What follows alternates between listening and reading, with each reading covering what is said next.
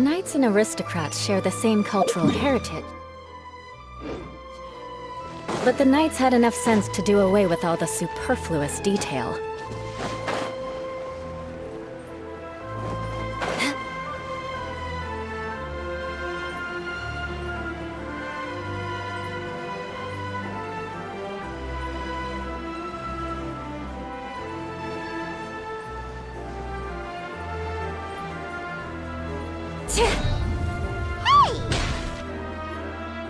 I see.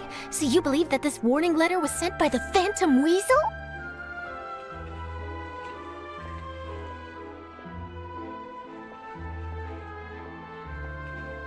Absolutely, I've said it before and I'll say it again. The Phantom Weasel never acts as you expect. He must have faked his own death 10 years ago using a body double. Now that he's back, I'm sure the guards who worked on his case back in the day are in for a headache, but however this turns out in the end, the one thing it won't be is boring.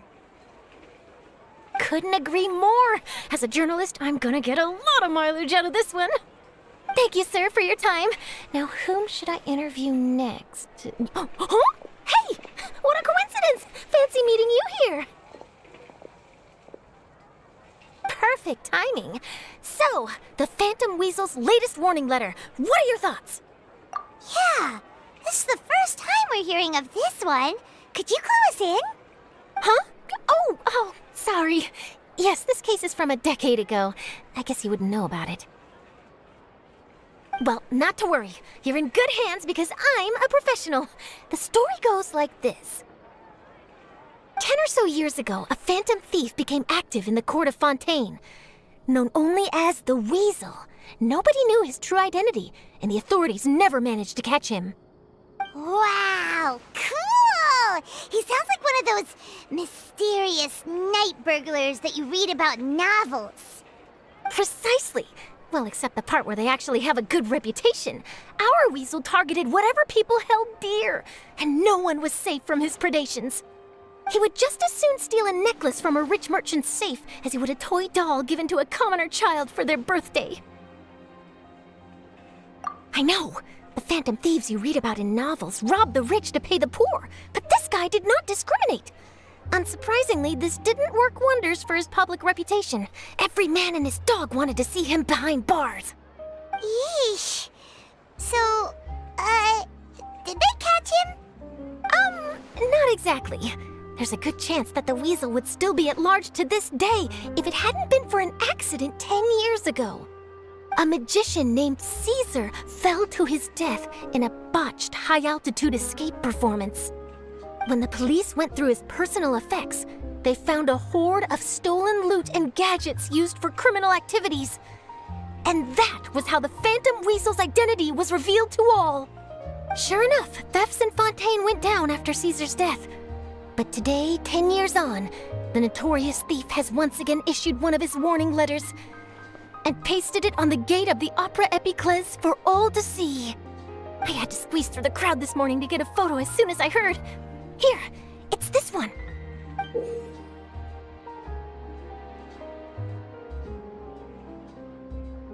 So, this is the warning letter, huh? Let's see what he wrote. 3 days from now, when evening falls, I shall take from you that which you hold most dear at the Opera House, just as you did to me 10 years ago. This is, without a doubt, a clear declaration of criminal intent. After years of laying low, the Phantom Weasel is back with a vengeance. What once seemed like an open and shut case has been blown wide open again. But why has he reemerged now, and what does he want? I sense an epic scoop, and I'm going for it. Uh-oh. If this thief will steal anything that other people value, does that mean even we might be targeted? Really? Oh, let him try. In fact, Hyman's gonna eat all our snacks right now. Let's see what he can do about that. Okay, the people have spoken. It's clear that the public are very concerned about the Phantom Weasel's reappearance.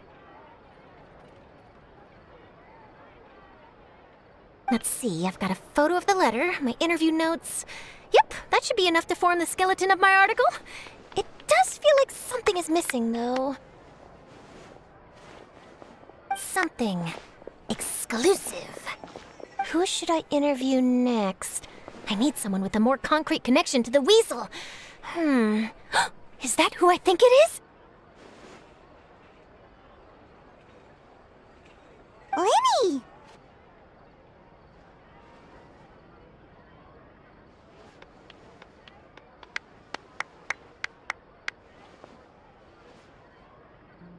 Magic, magician, Caesar! The Phantom Weasel! That's it! Let's go interview Lenny!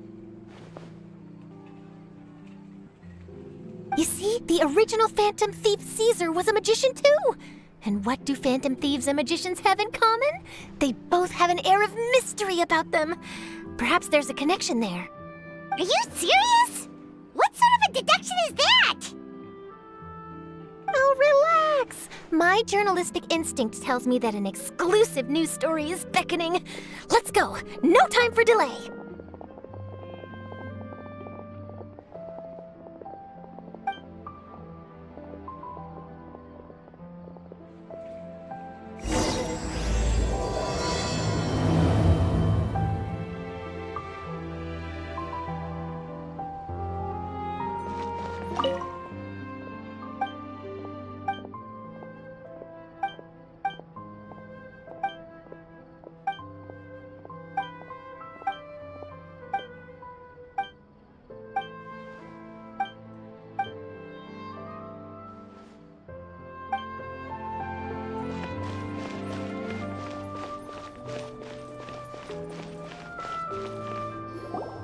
Wow, Mr. Magician!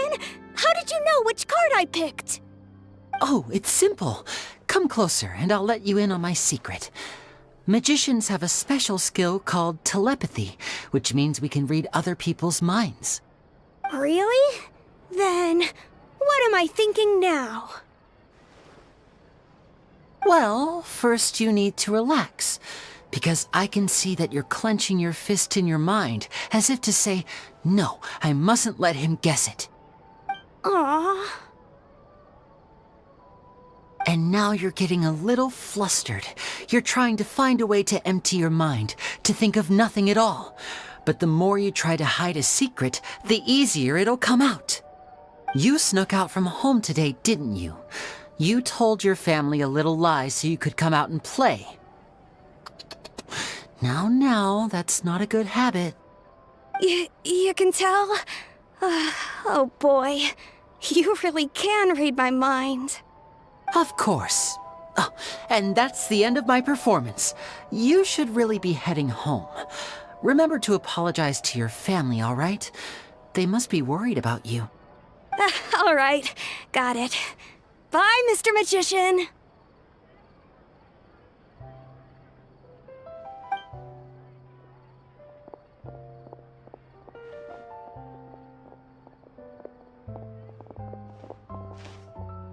Hey, Lenny? Why, hello. We meet again. Are you looking for me? What's the situation?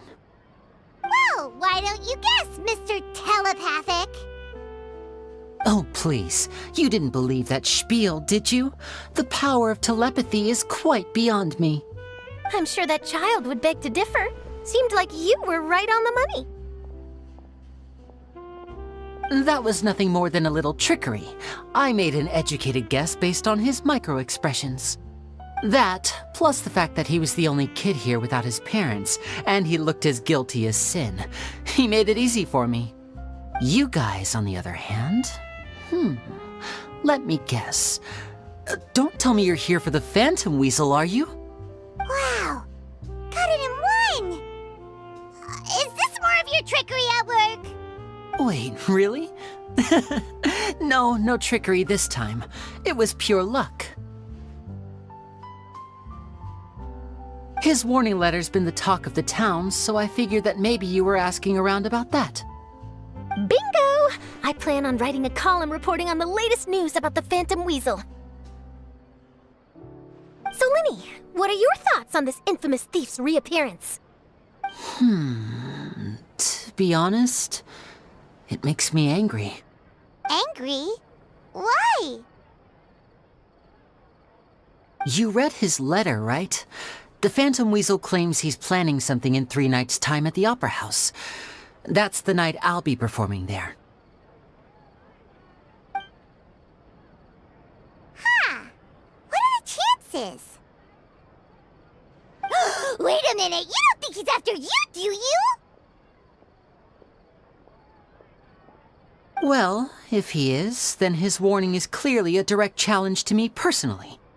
And if he's not, then it's still going to be a huge headache for me.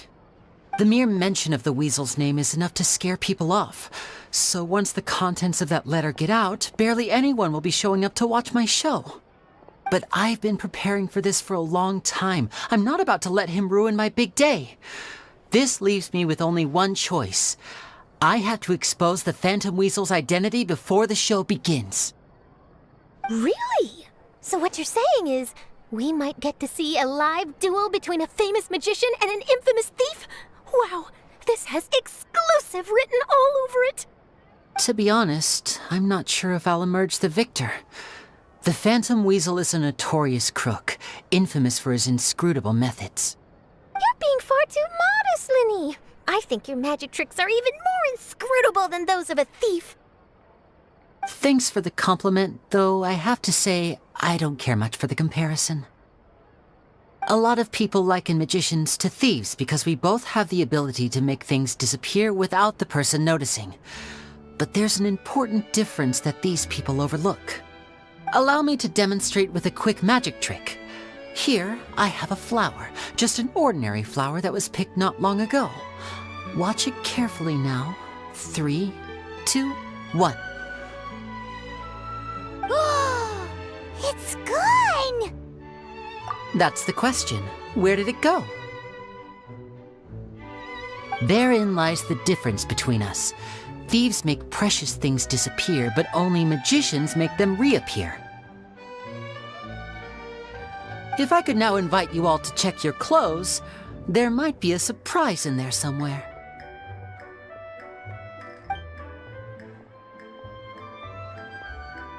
A surprise? Let me see!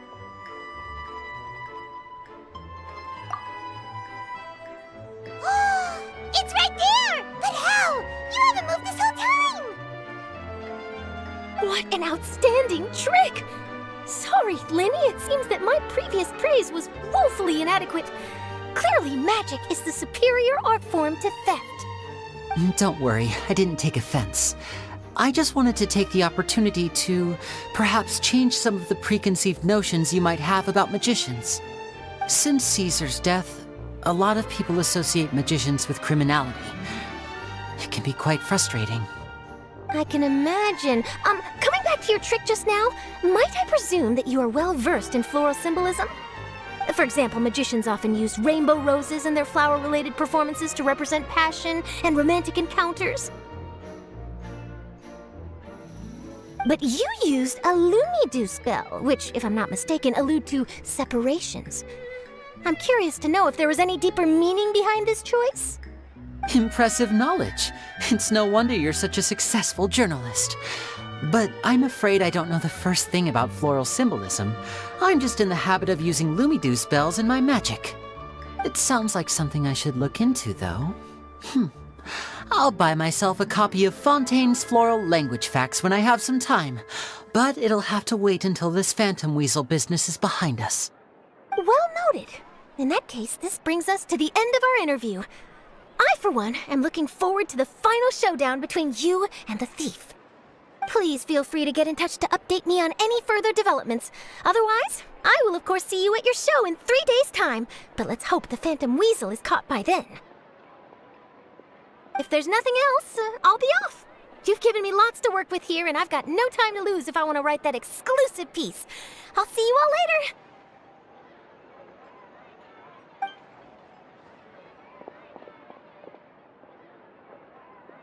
So, Linny, are you gonna tell us how you did that flower trick now?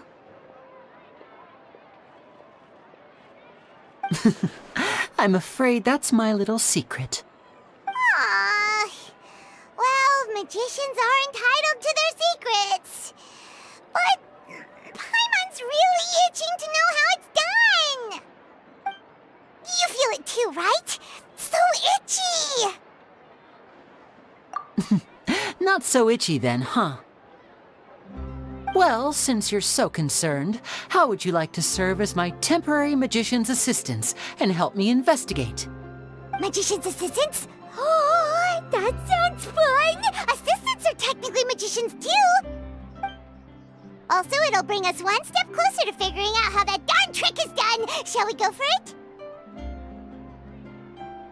Excellent. Thank you for putting your trust in moi.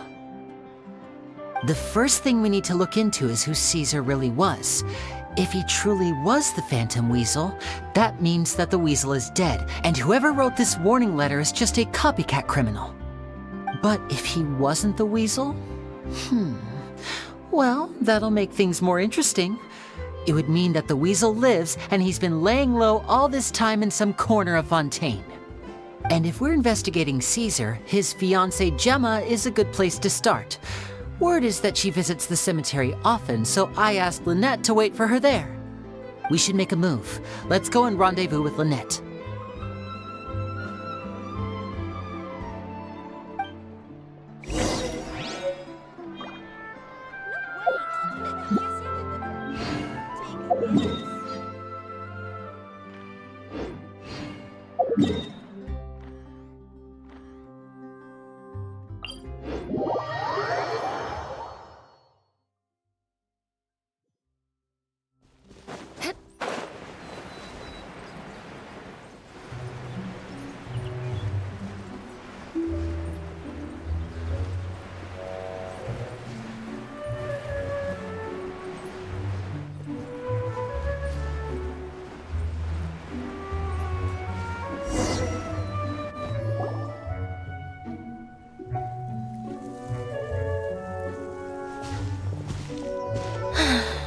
You took your time.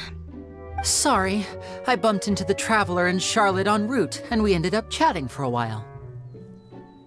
It's been a while, Lynette! We're working as Lenny's temporary assistants in the investigation of the Phantom Weasel. Thank you. It's good to have you helping. So, what's the situation? Have you seen Gemma? Nope.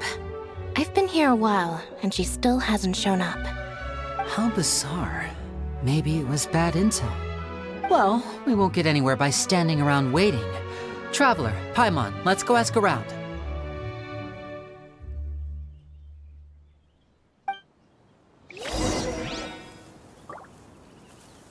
I'll wait for you here and see if Gemma shows up.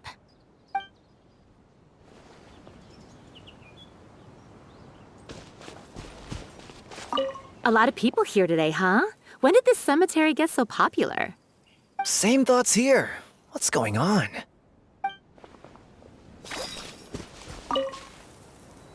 Excuse me, good sir. Do you by any chance know a Gemma? Gemma? You mean Caesar's fiancée? Sure I do. What's this about? I'm just trying to get a hold of her because I need her help with something. I heard she comes here a lot.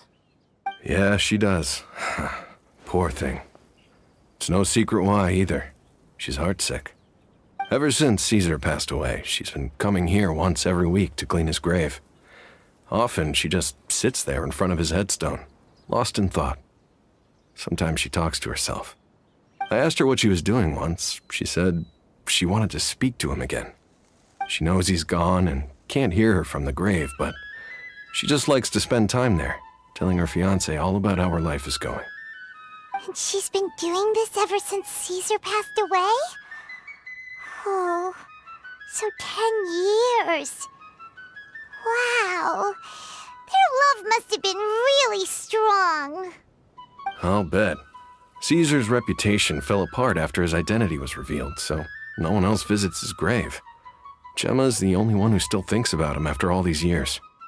I don't know if the mind lives on in the waters after death, but if it does, I'm sure Caesar must be grateful to have someone who remembers him fondly. If I'm honest, I think this is all so unfair to poor Gemma. Her fiancé was a low-life crook. He doesn't deserve someone like her. Anyway, all of that said, she's running later than usual today.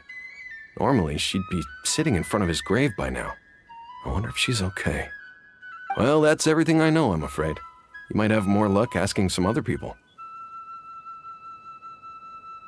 All right, well, thanks for sharing all of this with us. We'll keep asking around. You're welcome. I just hope she'll be able to move on one day.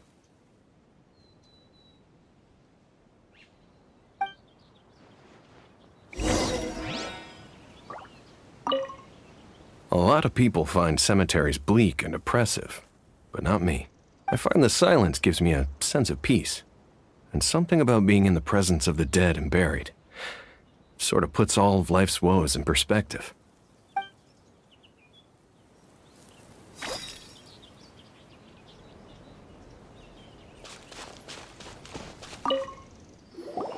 Did you hear the news? They're saying the Phantom Weasel's back.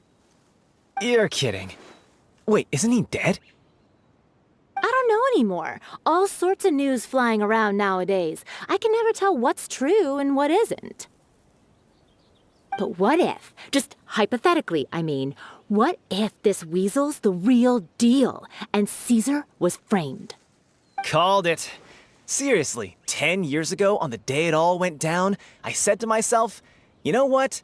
This guy's been set up. The Caesar I knew was a good guy. He gave balloons to children on the street, for Pete's sake. What, are we supposed to believe that he was a balloon thief or something? Give me a break. Oh, please. Weren't you the one cursing his name to high heaven when the police announced the news? You were all, "Oh, that gosh darn lousy son of a, you think you know a guy," or words to that effect. Wait, did I say that? I don't seem to recall. Hello there. Sorry for disturbing you, but I couldn't help but notice you were discussing the Phantom Weasel. We're actually quite interested in this topic as well, but we're struggling to get to the bottom of it. Do you think you could spare a moment to tell us a little bit about Caesar? You've come to the right people. Yep, I was there. Back when Caesar used to perform magic tricks on the street. He was a great magician. The best trick I ever saw him do was pop a transparent balloon, only for a whole bunch of doves to fly out from the inside. I was right up close and didn't blink or look away once, but for the life of me, I still don't have the faintest clue how he pulled it off. Really incredible stuff. I saw him perform too. He always used to bring some gifts along for the kids who came to watch his show, and he'd hand them out after he was done. Sometimes he even got the kids to write their wishes down, and then he'd make the items on the wish list appear in his next show. He doesn't sound like such a bad guy. But after he died, there were also rumors that he used the wish list to find out what was precious to people, with the intent to steal it later. As I'm sure you know, the Phantom Weasel would steal just about anything from anyone. Whatever the case, now that the Weasel is back, Caesar's become a hot topic once more. I bet Gemma must be pleased. If Caesar's name gets cleared, maybe it'll finally give her some solace after all this time. No, speak of the devil. That's her over there. If you've got any more questions about Caesar, she's definitely the one to ask.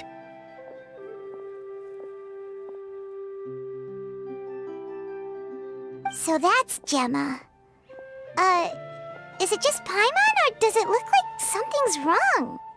Wait, it looks like she's injured. Come on, let's see if she's okay.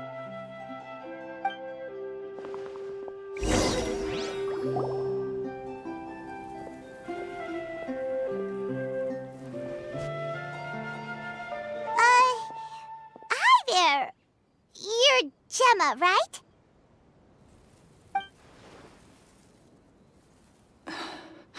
Who's asking? Don't be afraid, we mean no harm. It looks like you're injured. How bad is it? Thanks for your concern, but you didn't answer my question. Who are you, and what do you want with me? My name is Linny, and this is my sister Lynette. My name's Paimon, and this here's the Traveler. We're investigating the Phantom Weasel. The Weasel posted a warning letter this morning. If he still lives, that means that Caesar was falsely accused. You knew Caesar better than anyone else. So if you're willing, we'd love to hear what you think about all this. I promise you can trust us. We won't hurt you. In fact, we'll do all we can to keep you safe. I never believed that he was the weasel. Huh. I suspected as much. Okay, so going back 10 years, do you remember anything strange in the weeks leading up to the accident? Did Caesar have a falling out with anyone, for instance? No, not that I know of. Got it. All right, sorry for disturbing you. If you don't have any more questions, please leave. I want to be alone with him.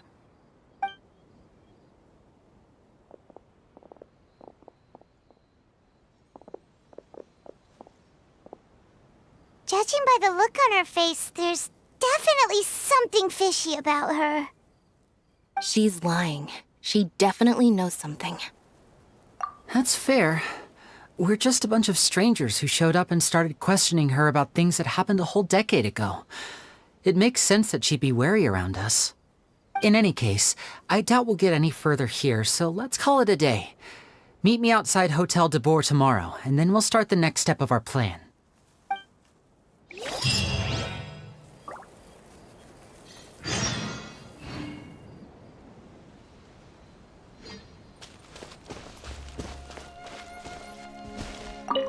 Oh, Caesar.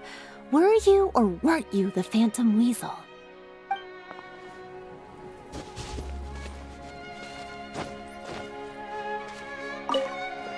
Gemma's hurt, you say? Now that you mention it, I did see her getting into a heated argument a while back. Maybe someone who hates Caesar was taking it out on her. People can be unbelievable sometimes.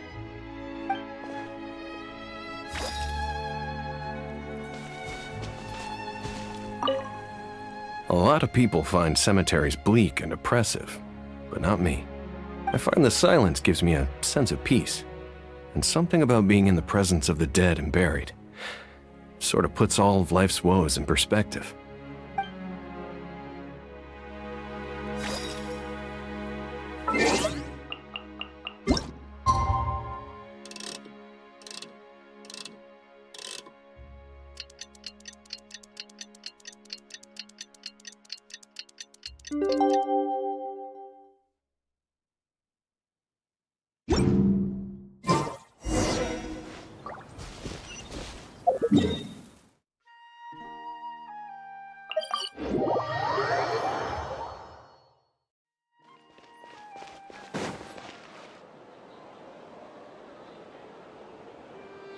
Over here.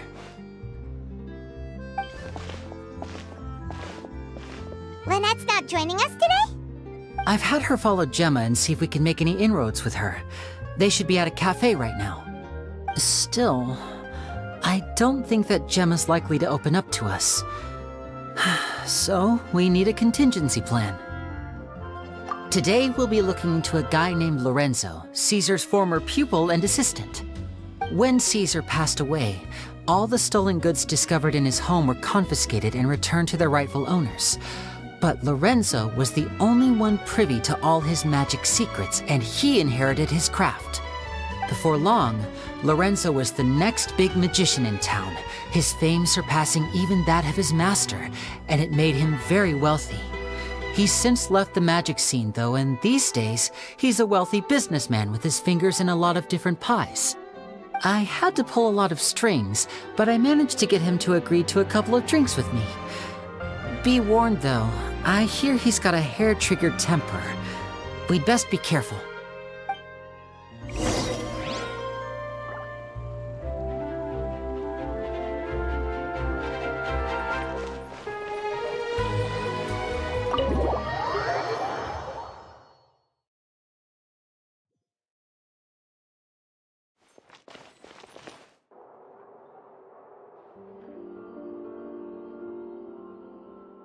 You neglected to mention that you were bringing 2 other people with you. My apologies. These 2 are my assistants. When they heard that I was meeting with the former magic maestro himself, they begged and pleaded with me to bring them along. And if it's no trouble, a couple of autographs would really make their day. Oh, forget the pleasantries, just sit.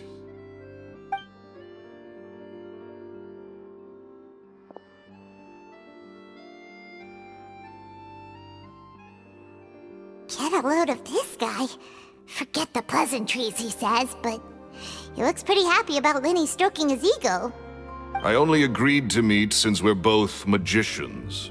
Do me a favor and cut to the chase. I have more important things to do than drinking.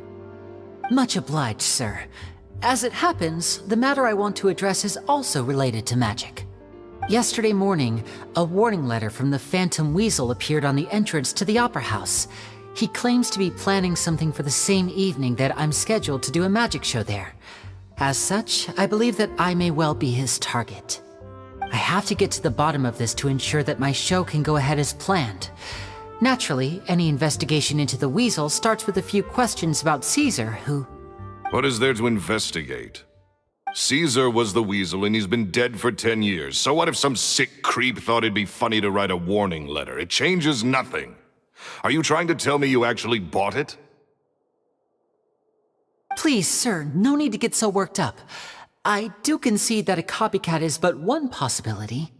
Possibility? It's a fact, Linny. Look, my patience is limited, so listen carefully while I'm still willing to put up with you.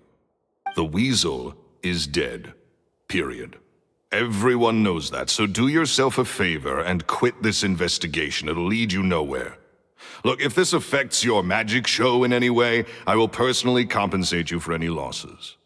Oh, sir, I'm honored, really. But this isn't about finances for me. My pride as a magician is what's at stake here, Lorenzo. Copycat or not, this person has thrown me the gauntlet, and I must meet their challenge head-on. Your pride? Don't mince words with me, boy. Just tell me, what exactly are you seeking to do? I want to find out the Phantom Weasel's true identity. I have to know for myself what really happened 10 years ago.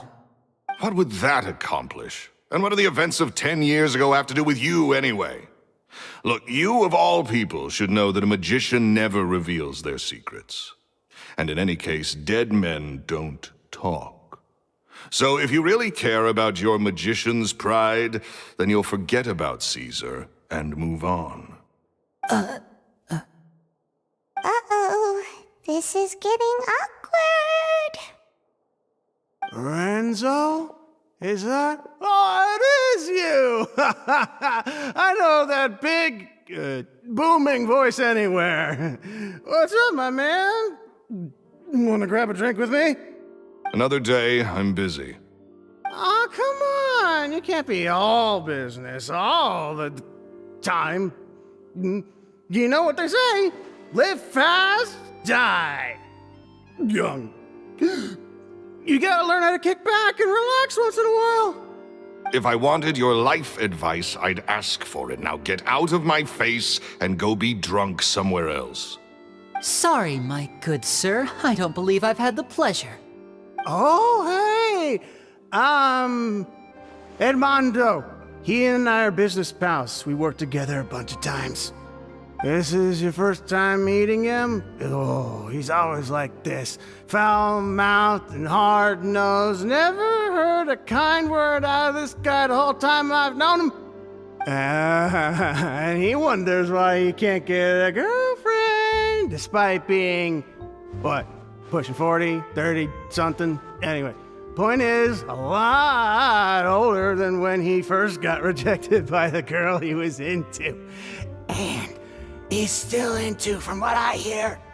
Shut up and get out of my face. Another word out of you and you can forget about doing business with me ever again. Do I make myself clear? Sorry, I may have had a little too much to drink. All right, I'm gonna leave. Don't work too hard.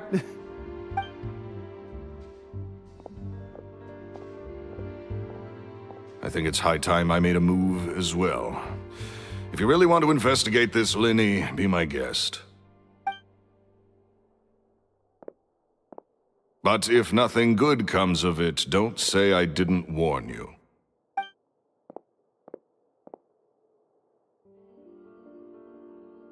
Well, that fell to pieces in a rather spectacular fashion. Any thoughts? Totally. And what was all that about compensating you for your losses? Why would someone you just met make an offer like that? He's gotta be hiding something. And not like Gemma. She was a little suspicious, but this guy's definitely covering something up. I think so too. We need to look into Lorenzo more closely. That guy Edmondo seems to know a thing or two about him. He only just left. Let's see if we can catch up with him.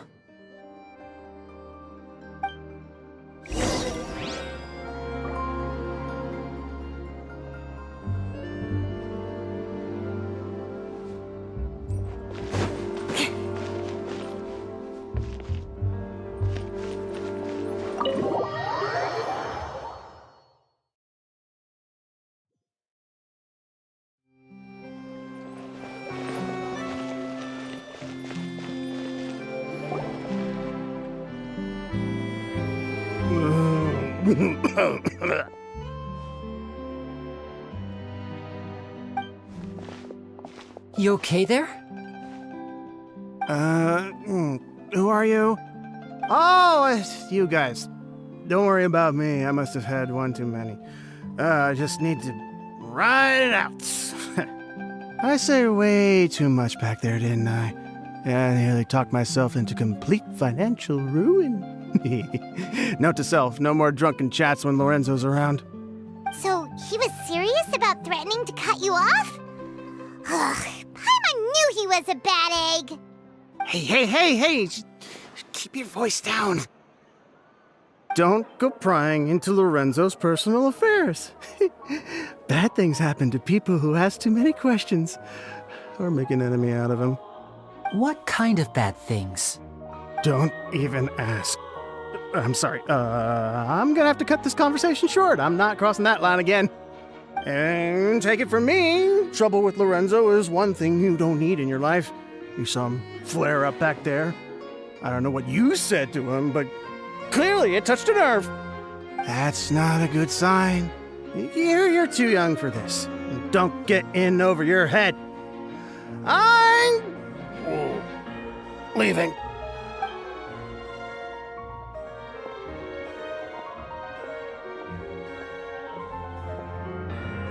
And there he goes.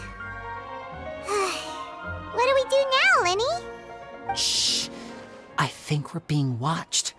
Someone was listening in to our whole conversation. Don't say anything and don't look back. Any altercation in the city will attract the guards. We'd better take this elsewhere.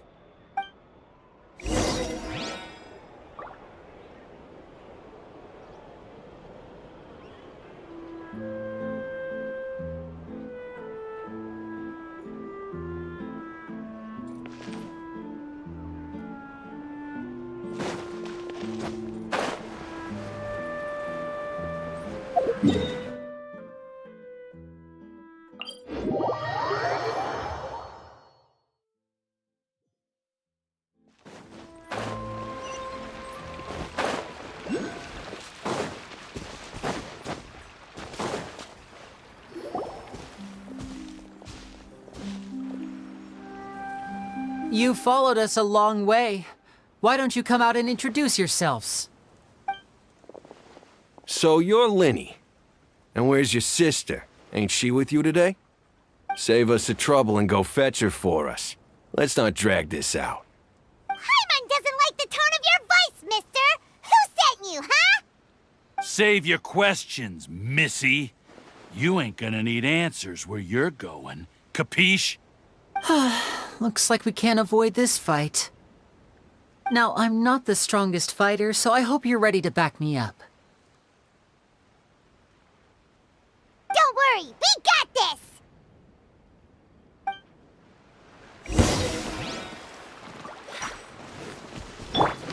Hey! Rest and rebuild! Shine down! Curses. They're tougher than we thought. Vision wielders are always trouble. Intimidation ain't gonna work like it did on the lady. Come on, let's scram!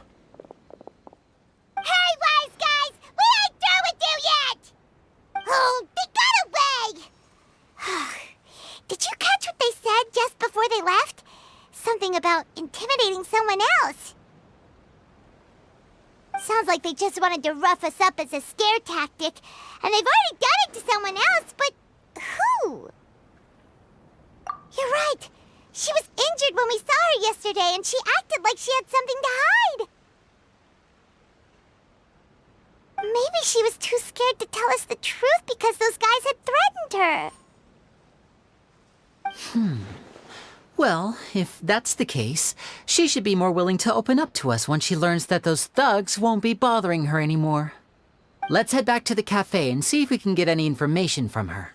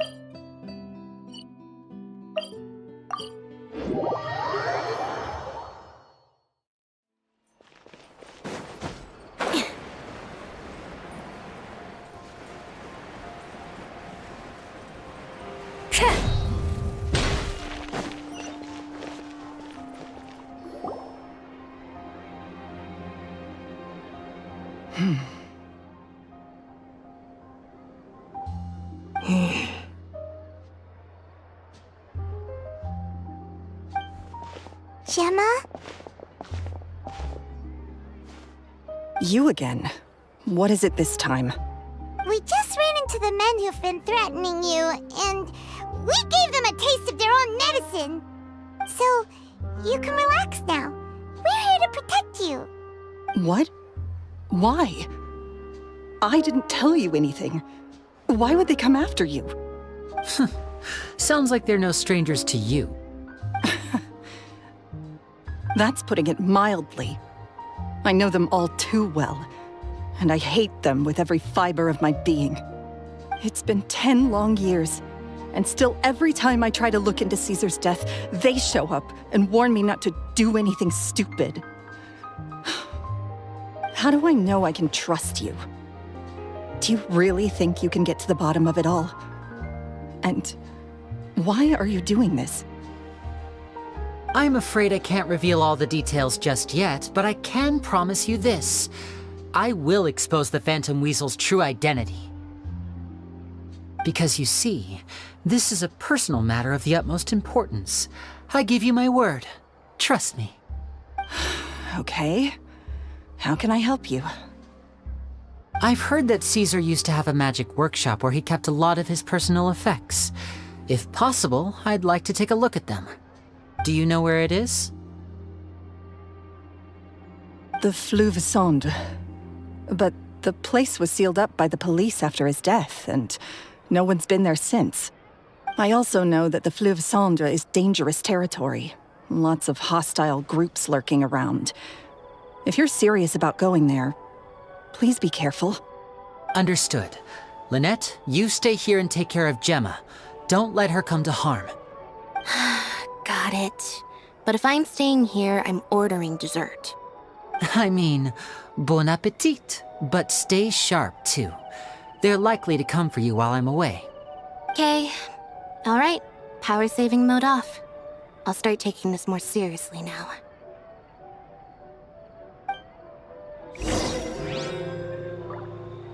Whatever you do, please be careful. If anything happens to you because you're investigating Caesar, I'll never be able to forgive myself.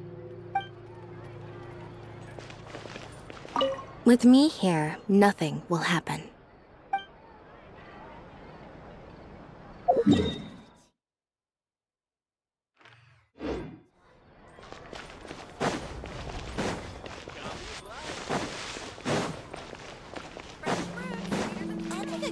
You gotta find that balance between...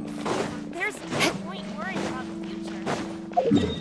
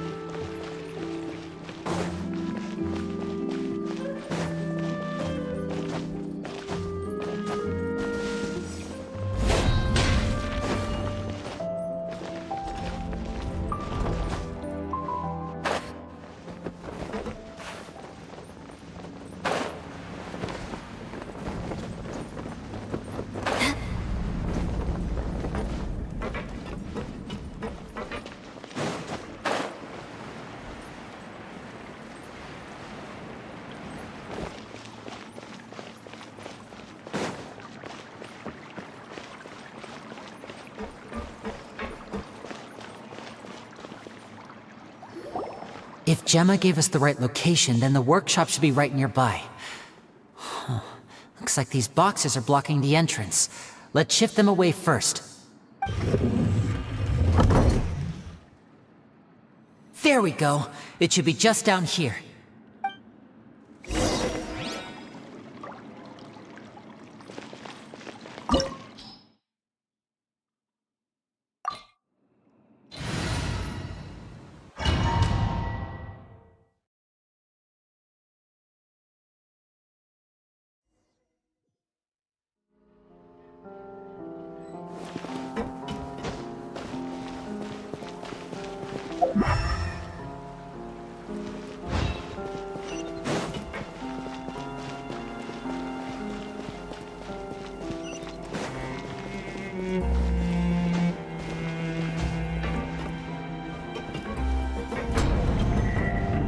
So this was Caesar's workshop. Nothing suspicious here, just normal magic props. Let's head in further.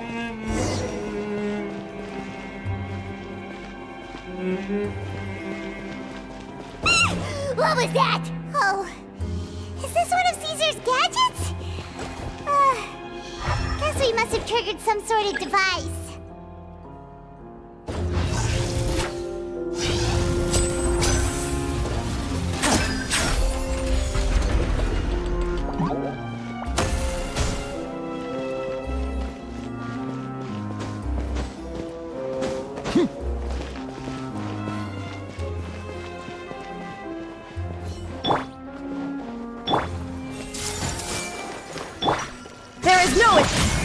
Allow me! Now disappear! Whoa. Look! The doll in the box is glowing!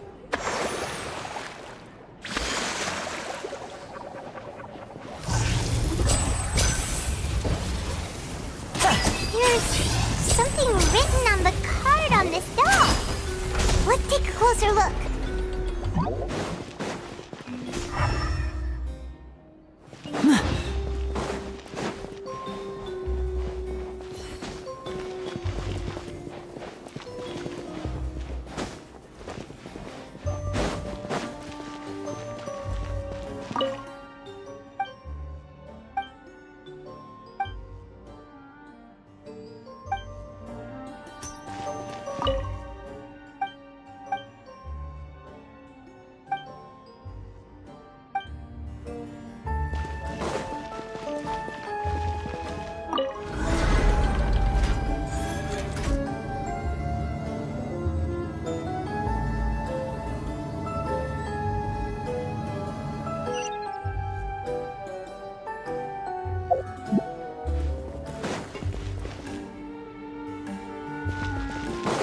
Looks like we've reached the end of this route. Shall we try a different one?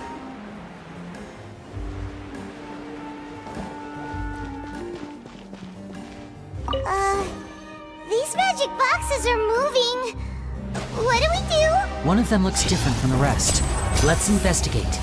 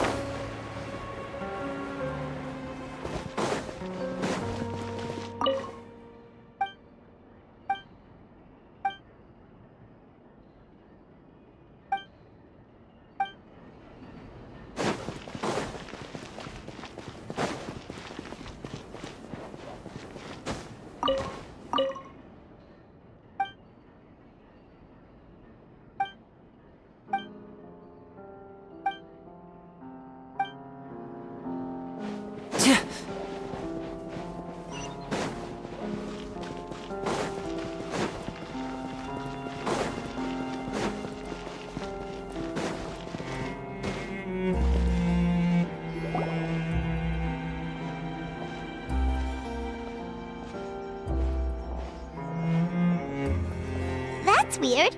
Have we reached the end already? There's nothing here. Maybe this was a wasted trip.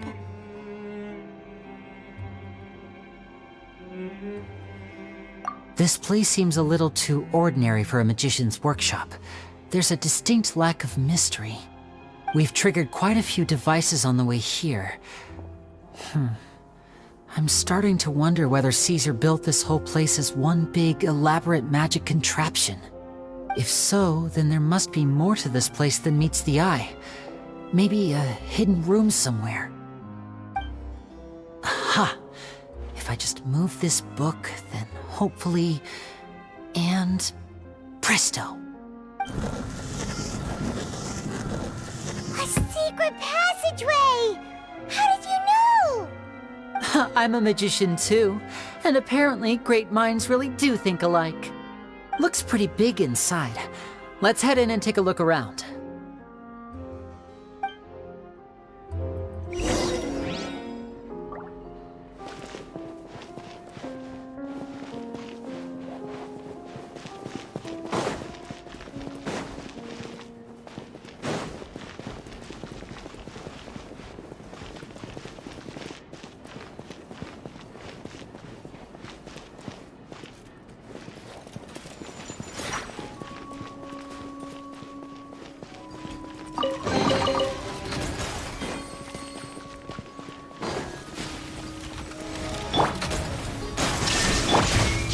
I see everything.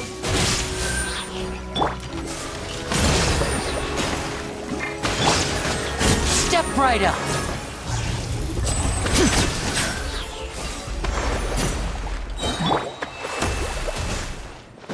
More speed.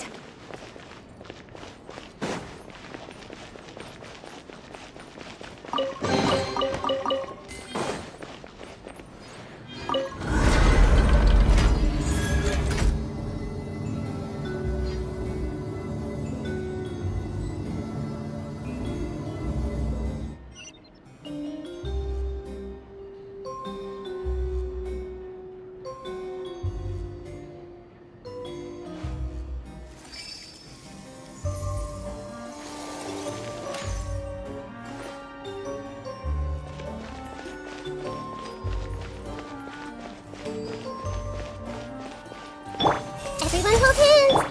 Hold the line. Shine down! Let's get this show on the road!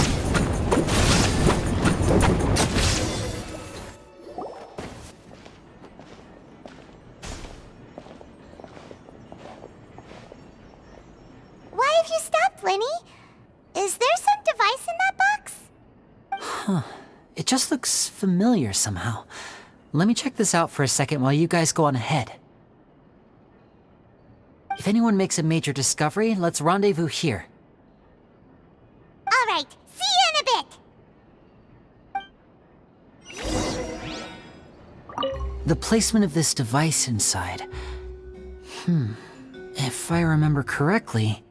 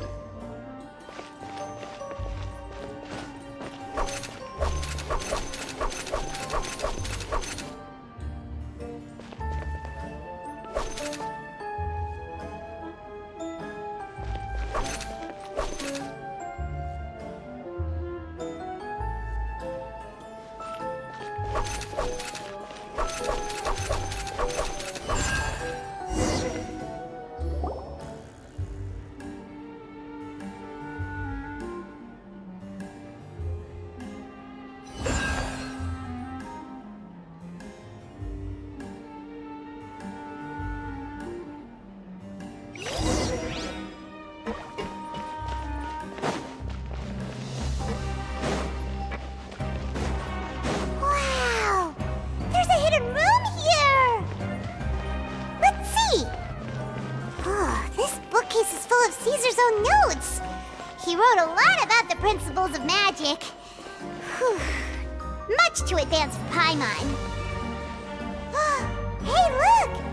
Is that Caesar's diary on the table? This book's thick as a brick! Let's take a peek inside it, shall we?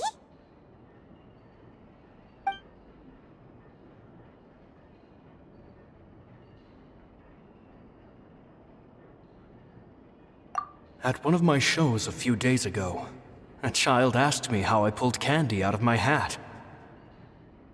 As a joke, I told the kid that the hat has a built-in wish-granting machine. Next thing I know, today a whole bunch of kids were pestering me to pull all sorts of things out of the hat. So I told them another white lie. The machine needs time to power up, but in the meantime, you can write your wishes down. Well, they took me up on that offer, enthusiastically. As I write this, I've only just got back from running around all over town, buying the things they wanted. Boy, are my legs sore. I wound up saving very little this month, but that's not a major issue. I now have a bigger problem. How am I going to hide all these things inside my hat?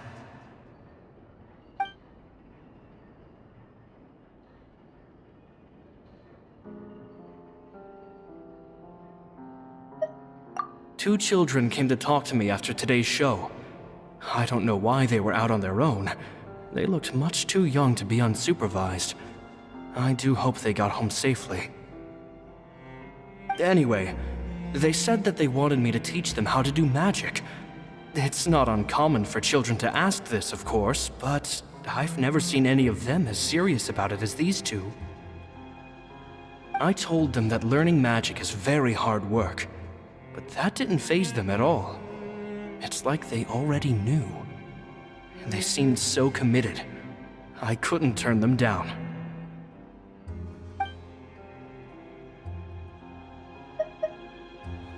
It seems like something's bothering Lorenzo lately, but he won't open up to me about it. Surely he's not upset that I agreed to teach those two children.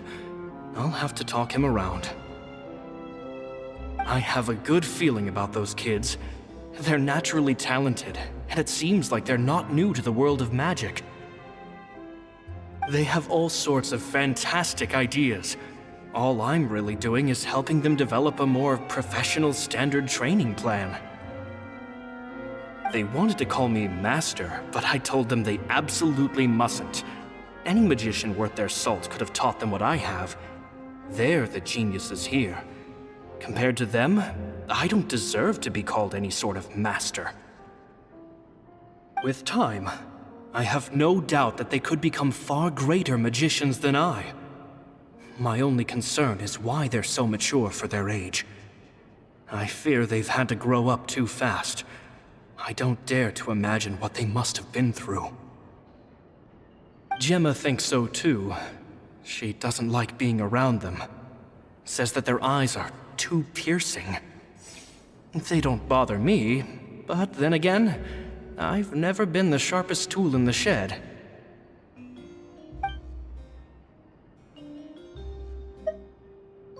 It's nearly time for me to go on tour. I asked the two kids if they'd like to come with me, but they shook their heads. I once overheard them talking about their father and their mission. Sounds like their parents have other plans for them. I guess we'll be parting ways soon. It's only been 10 days since I first met them, but I think that I've gotten a feel for their personalities now. They're very tough, but also very cautious, and they trust no one but each other. This, I fear, is not a good habit to have. They hide things from me too. For example, when I asked them where they live and why they wanted to learn magic, they lied. That's the thing about children. Whenever they're trying to cover something up, it always shows somehow. I can sense that their lives have been hard, possibly even dangerous too. They're not like other children. It's a shame that I can't do more to help them. After thinking things over, I decided to tell them a bit about how I see the world. It's full of lies and falsehoods, and that is why we must find our own truth. P.S. I hope they won't find my nagging annoying. Children are so opinionated nowadays.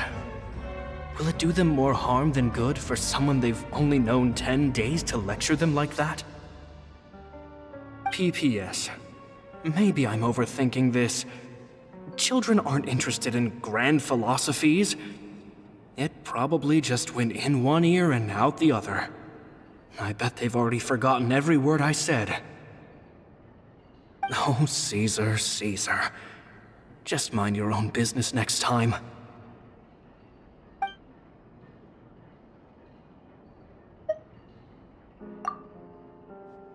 Two magic geniuses with a father and a mission, huh?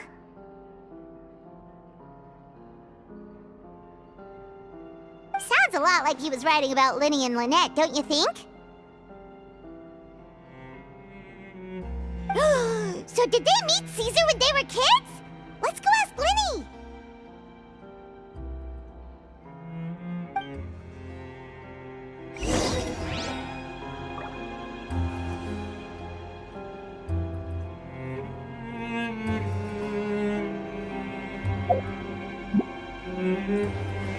More speed.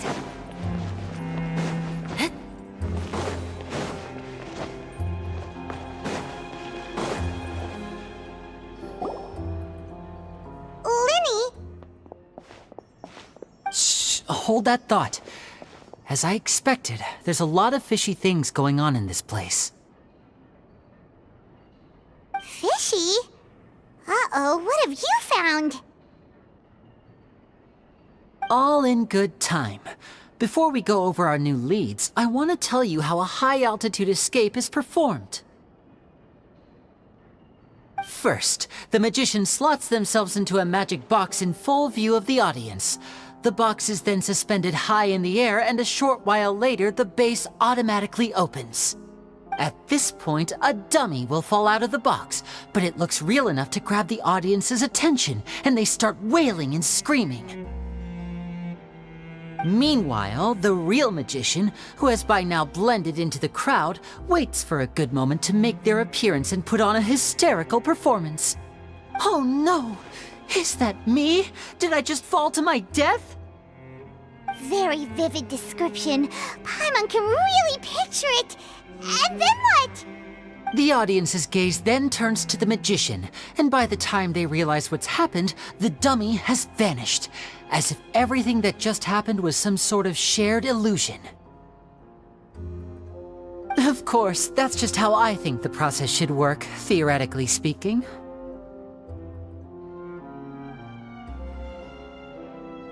The inventor of this trick never performed it successfully.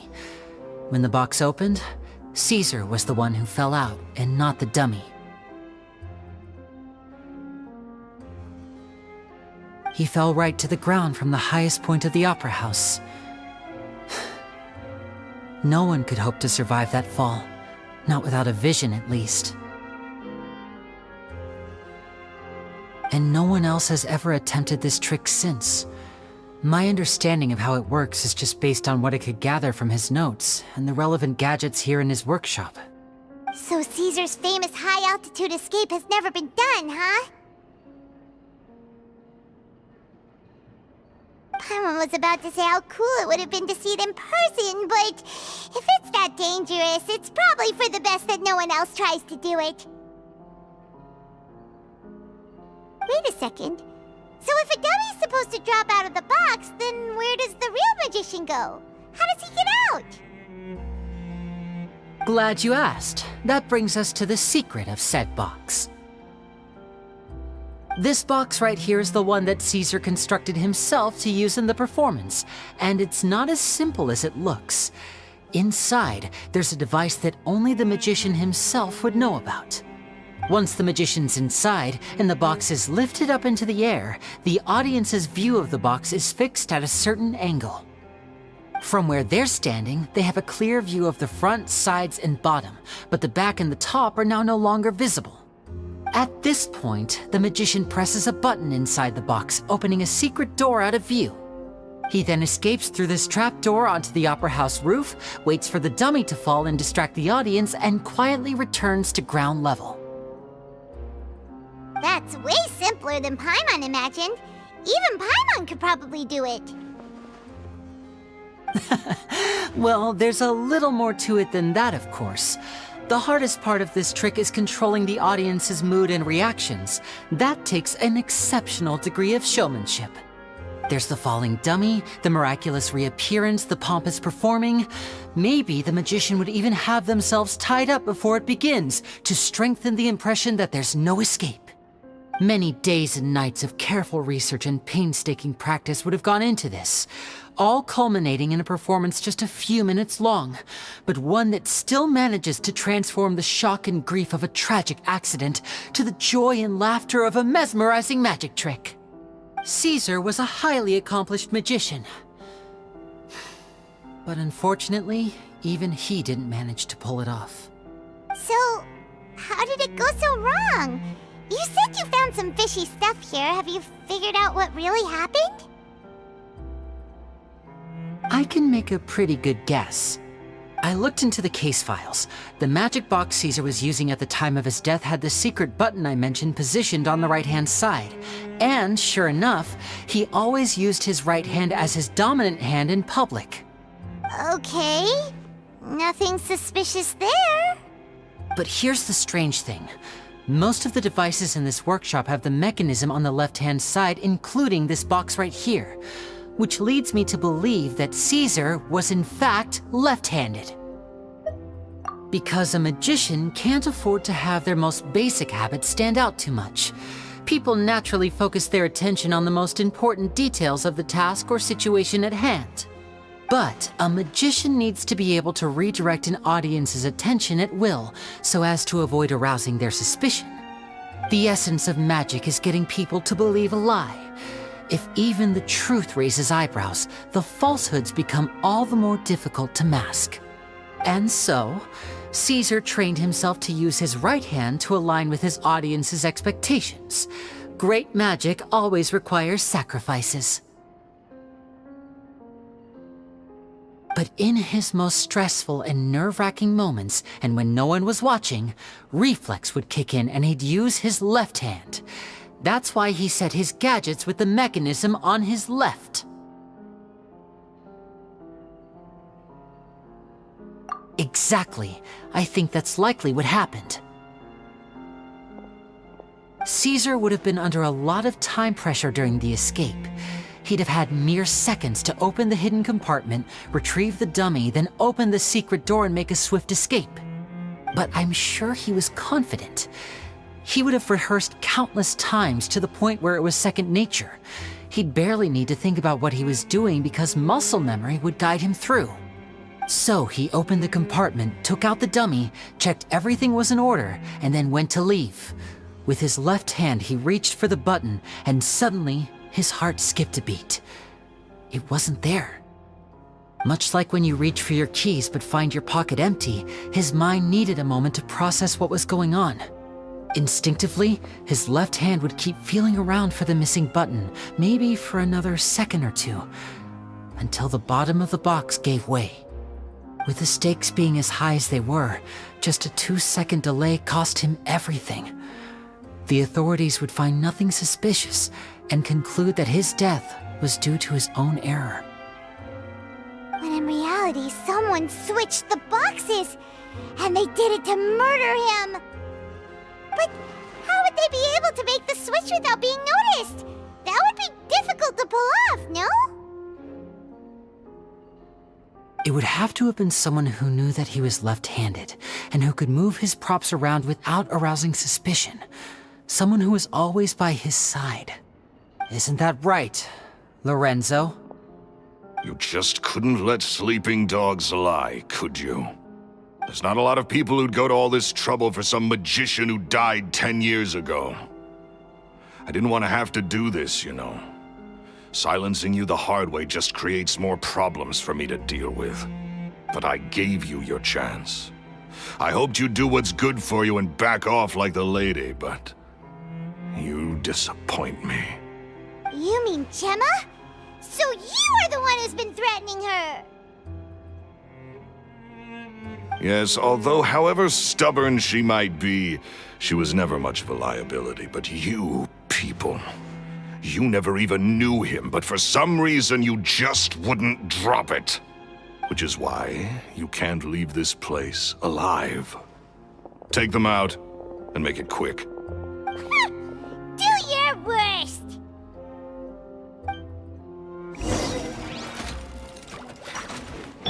Hey! Allow me! Now disappear! Yeah! Share my knowledge! I condemn you!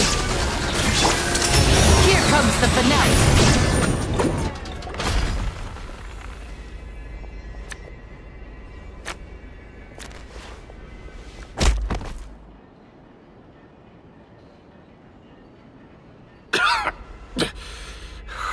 You kids are tougher than you look.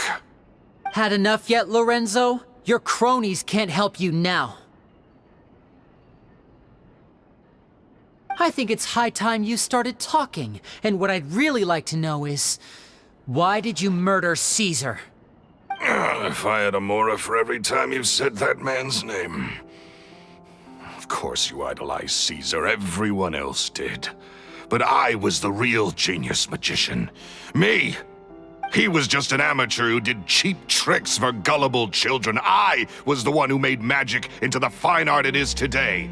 The aristocrats doffed their hats to me! So it was jealousy. Jealousy.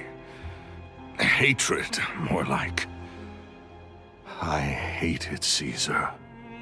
All he cared about was his magic. He lived and breathed it. He poured everything into his street performances and his stupid tours like it was just a hobby to him, never bothering to think about Mora. What sort of fool devotes their life to the art of deception and never has a Mora to show for it? But the people loved him, didn't they? Oh, how they looked up to him. No one gave me a second look. All I ever heard was, "Oh, your master's amazing, isn't he?" Amazing. Yeah, so amazing that he was completely broke. Every other apprentice was living it up at their master's expense, but no, not me. I put in all the work, mastered all the skills, and it brought me nothing more than the life I already had. He forbade me from using magic to trick people out of their Mora. There was nothing he hated more than that. And with his reputation in Fontaine, it was too risky for me to go it alone.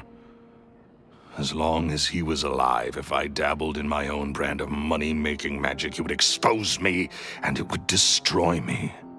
I had to kill him. There was no other way. He had to go. And this was your only motive? It was reason enough. What other motive would I need? Well, I was under the impression that there might have been other factors at play. For instance, maybe you were in love with Gemma, but she was engaged to Caesar. In love with Gemma? Don't be ridiculous. Guess I was wrong about that then. Next question. Are you the Phantom Weasel? I am. Caesar was so strict with me. He insisted that his way was the right way, that the sole purpose of magic was to bring joy to the world. I never bought into any of that. I was more interested in the practical value of magic. Sure enough, it helped me fill my pockets with all kinds of valuable treasures.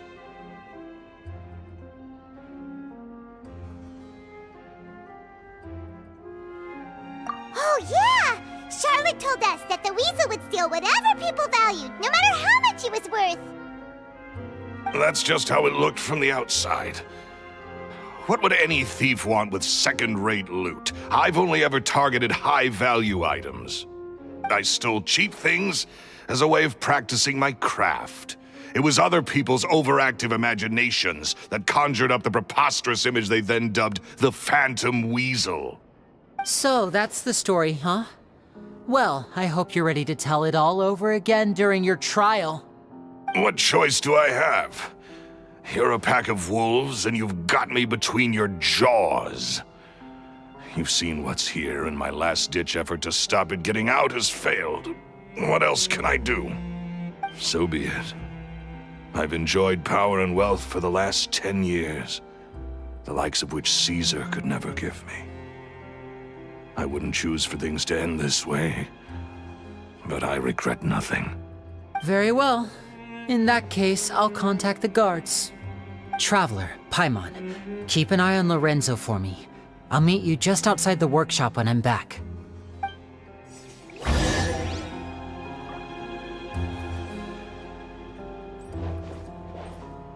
At least I can finally stop looking over my shoulder now.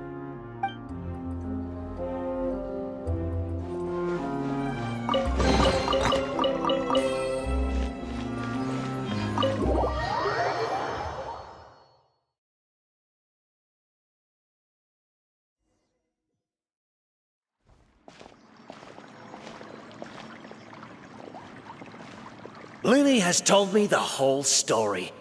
Lorenzo, do you confess to the murder of Caesar and to framing him for the Phantom Weasel's crimes?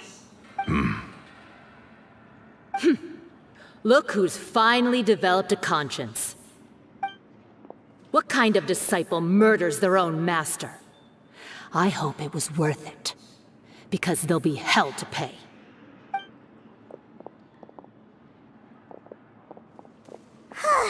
Looks like it's all over. What should we do next, Lenny? Should we start preparing for your show? Let me think. Let's rendezvous with Lynette and Gemma first. With Lorenzo in custody, Gemma will no longer have to fear for her safety. Good point. We should go tell Gemma the good news right away. It'll give her some peace of mind for sure.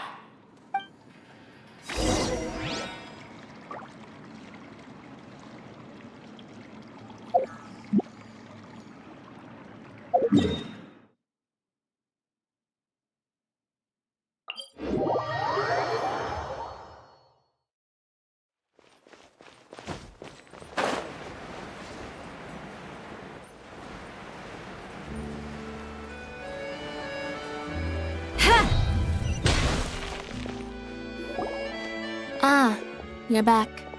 You were so quick. I've only just finished my third dessert. Your third? Lynette, come on, we've talked about this. Everything in moderation. You're not gonna have any room left for dinner now. That's fine. I'll shift to exercise mode and jog off the excess sugar. That's besides the point. Well, it's done now, but try to eat a more balanced diet in the future. Point taken. Did everything go okay? Of course! Lorenzo was no match for us. The guards are taking him into custody as we speak. Gosh, that's amazing. I'm sorry, I still didn't know if I could trust you, but now it seems I can. I had my suspicions about Lorenzo, but It's okay, we understand. He did threaten you. Paimon would find it hard to trust strangers in your position too.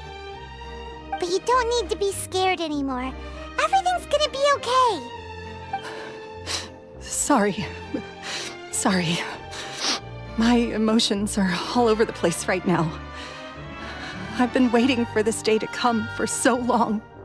I always wanted to report Lorenzo. He took all of Caesar's property, which I found suspicious, but I had people watching me all the time, so I couldn't risk looking into it. I was so afraid. I was scared he'd do something terrible to me. and then no one would be left to visit Caesar's grave. So I never had the courage to speak out. Thank you all. Truly. Thank you so much.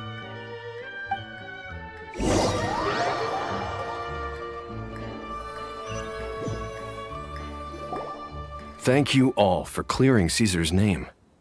I never would have guessed that Lorenzo was the real Phantom Weasel. He never showed any signs that there were problems between him and Caesar in public. From the outside, it looked like they got along great. And to think that lowlife's been living life to the fullest all this time, while Caesar's name was getting dragged through the mud. It's a travesty. At least his soul can finally rest in peace now, thanks to your efforts.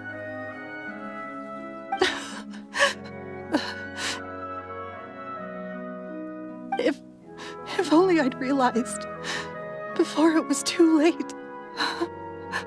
Don't blame yourself, Gemma. This isn't your fault. Yeah, you still have the rest of your life to live. Caesar wouldn't want to see you spending it feeling guilty. Cheer up, Gemma. My brother's doing a magic show at the Opera House tomorrow evening. Would you like to come along? It might raise your spirits. This show will be a special one. We're holding it in Caesar's honor. In Caesar's honor? Really? Oh, thank you. I'll be there. Great. We'll see you tomorrow evening. Traveler, Paimon, don't be late. Don't worry, we'll be there. No way are we gonna miss out on a free magic show. Wait, Paimon feels like we're forgetting something. Oh yeah, Caesar's diary! We never found out if the two kids Caesar taught magic to were Linny and Lynette or not. Linny changed the topic back in the workshop, so we didn't get a chance to bring it up. Oh well, guess we'll just have to ask Linny tomorrow evening. I've spoken many choice words about Caesar over the years. I'm so ashamed of myself now. He was such a good man.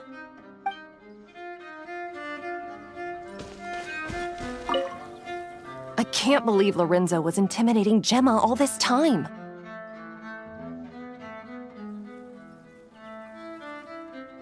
He comes around here sometimes. Not to clean Caesar's grave, though. He just stands off to the side and watches Gemma from a distance. She must have known, but she never asked him to leave. I wonder why that is.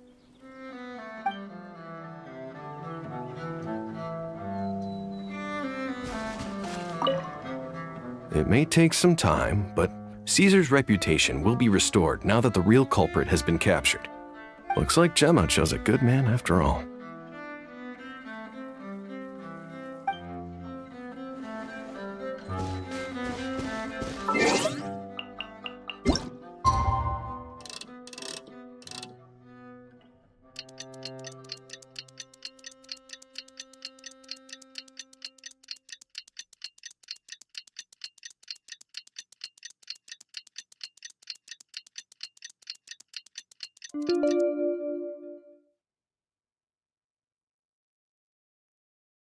Aristocratic etiquette is all just for show. Just smile and nod along.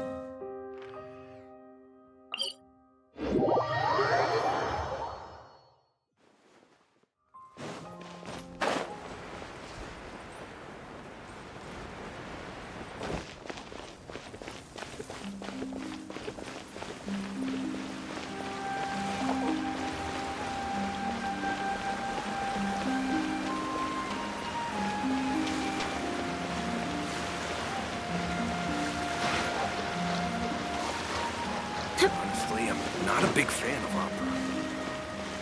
No two kids.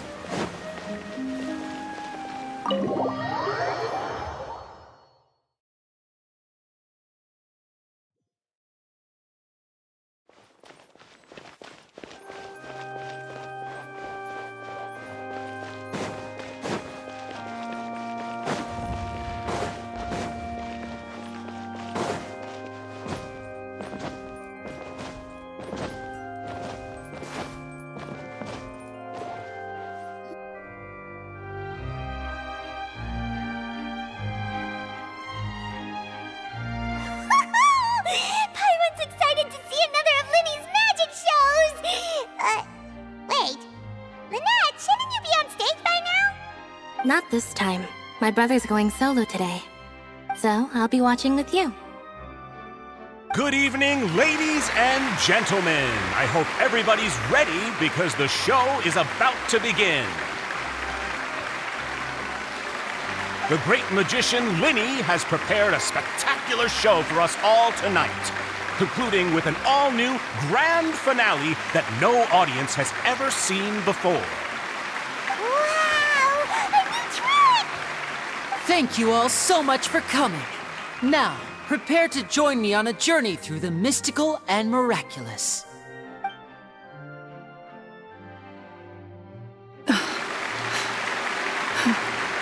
Exciting stuff, isn't it? Yes, it's just... It reminds me of him. No wonder. Caesar was a famous magician too. So, how did you two first meet, Gemma? Well, I was out on the street once, and I saw him performing for little children. Children love magic, because they're willing to believe in things that can't be rationally explained. Caesar had this amazing way of bringing them into a dreamlike world. And somehow, I felt drawn to him too. So I went up and asked him to do a trick for me. Aw, that sounds so romantic. What trick did he do? It was with a flower. He took it in his hand, snapped his fingers, and it magically appeared on my head. I was so happy that day. No one had ever given me a flower before that. Oh, that's so cute! Actually, now that you mention it, Linny's done that one before. Is that right? Then I suppose he's a romantic at heart, just like Caesar. So let's treasure the time we have with him. After all, you never know when the people dearest to you might be gone. That's right. It's all over now.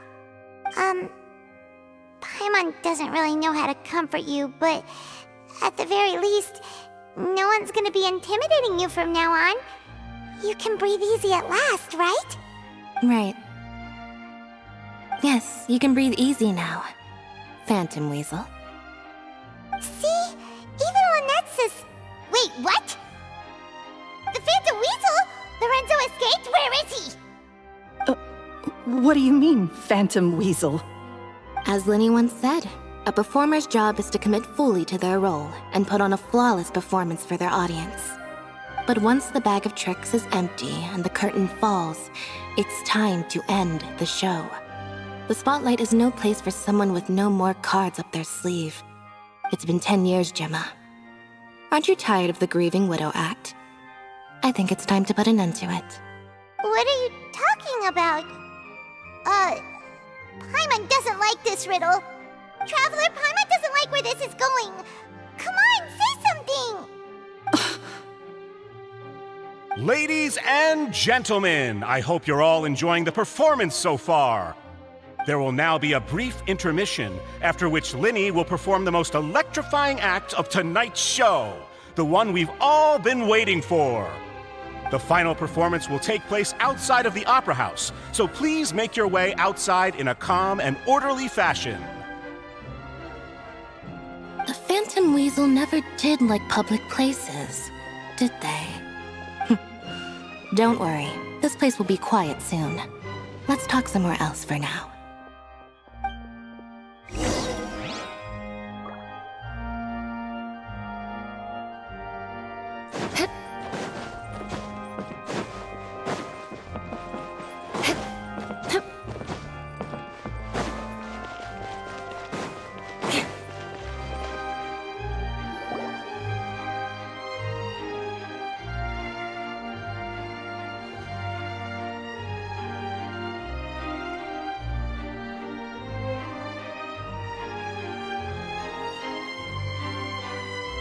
Dear me, this is awkward, isn't it? And unfortunately, I'm all out of gadgets, so I'm afraid I can't do any tricks to liven up the mood. This is a big mistake for a magician to make, But thankfully, I do have a backup plan. Now, who wants to hear a story? Lenny, don't we have more important things to address right now? Lynette accused Gemma of being the real Phantom Weasel a moment ago. Oh, what the heck's going on? All in good time. Magicians are good at guessing what people are thinking. I know the questions you want to ask. And as it happens, the story I'm about to tell might answer a few of them. Really? Well then, let's hear it! Paimon's dying of curiosity here! Let's go back to the very beginning. A decade ago, when the Phantom Weasel was terrorizing the court of Fontaine. She never missed a target, never left a trace, and no treasure was safe from her thieving hands. But as her infamy grew, so did the readiness of the police, and her opportunities to act became ever fewer. Every day, she ran the risk of being exposed for who she was. Of course, she could not simply take this lying down, and before long, she found her ticket to freedom. She would create a scapegoat, a false weasel to close the chapter on her behalf. After weighing her options, she set her sights on a renowned magician, Caesar. After all, magic and theft shared enough similarities for people to buy the story when the truth came out. So then what? Being the master deceiver she was, the weasel easily earned Caesar's trust. Now all that remained was to frame him for her countless crimes. But as she was considering how to make her move, she noticed Caesar's aggrieved pupil, and a new thought entered her mind. Maybe I don't need to get my hands dirty after all. At her encouragement, Lorenzo tampered with Caesar's magic box, causing him to fall to his death. Afterwards, Lorenzo seized his master's property, and the weasel set about tarnishing Caesar's reputation. Two co-conspirators committed the perfect crime.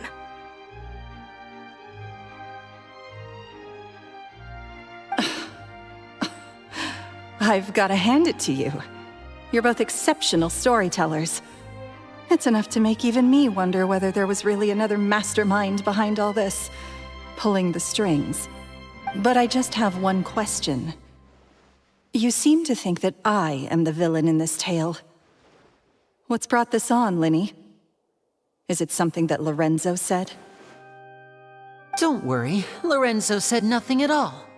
But I never believed that he was the weasel, and in fact, my investigation only made me more certain of that. He was too forthcoming with his confession, as if there was something else he was trying to hide. How disappointing.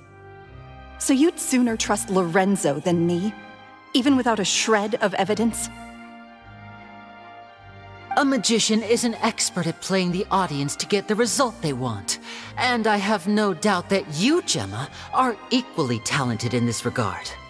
With a little help from Lorenzo, you put on a very convincing performance. The lovesick fiancé, whose devotion to her betrothed is unshakable, even under threats of violence. Caesar was maligned and hated by all for 10 years, but you? Everyone sympathized with your plight. Who would suspect for 1 second that the lovely young lady always seen weeping in front of Caesar's grave was actually the mastermind behind his demise? No, not that poor lady. Perish the thought. Wait, so you mean the whole intimidation thing was just a hoax? Gemma and Lorenzo were both in on it? But why would Lorenzo agree to that? And why didn't he sell her out even at the end instead of admitting to being the weasel himself? Yes, why indeed? Maybe Gemma herself could enlighten us on that question. Well, Linny, if you're so confident in your version of events, then I think the answer should be obvious. Having killed Caesar with his own hands, Lorenzo was plagued by overwhelming guilt. Revealing the Phantom Weasel's true identity would serve no purpose. But if the Weasel remained free, then she could take care of Lorenzo's loved ones. An excellent answer, though sadly a little dull.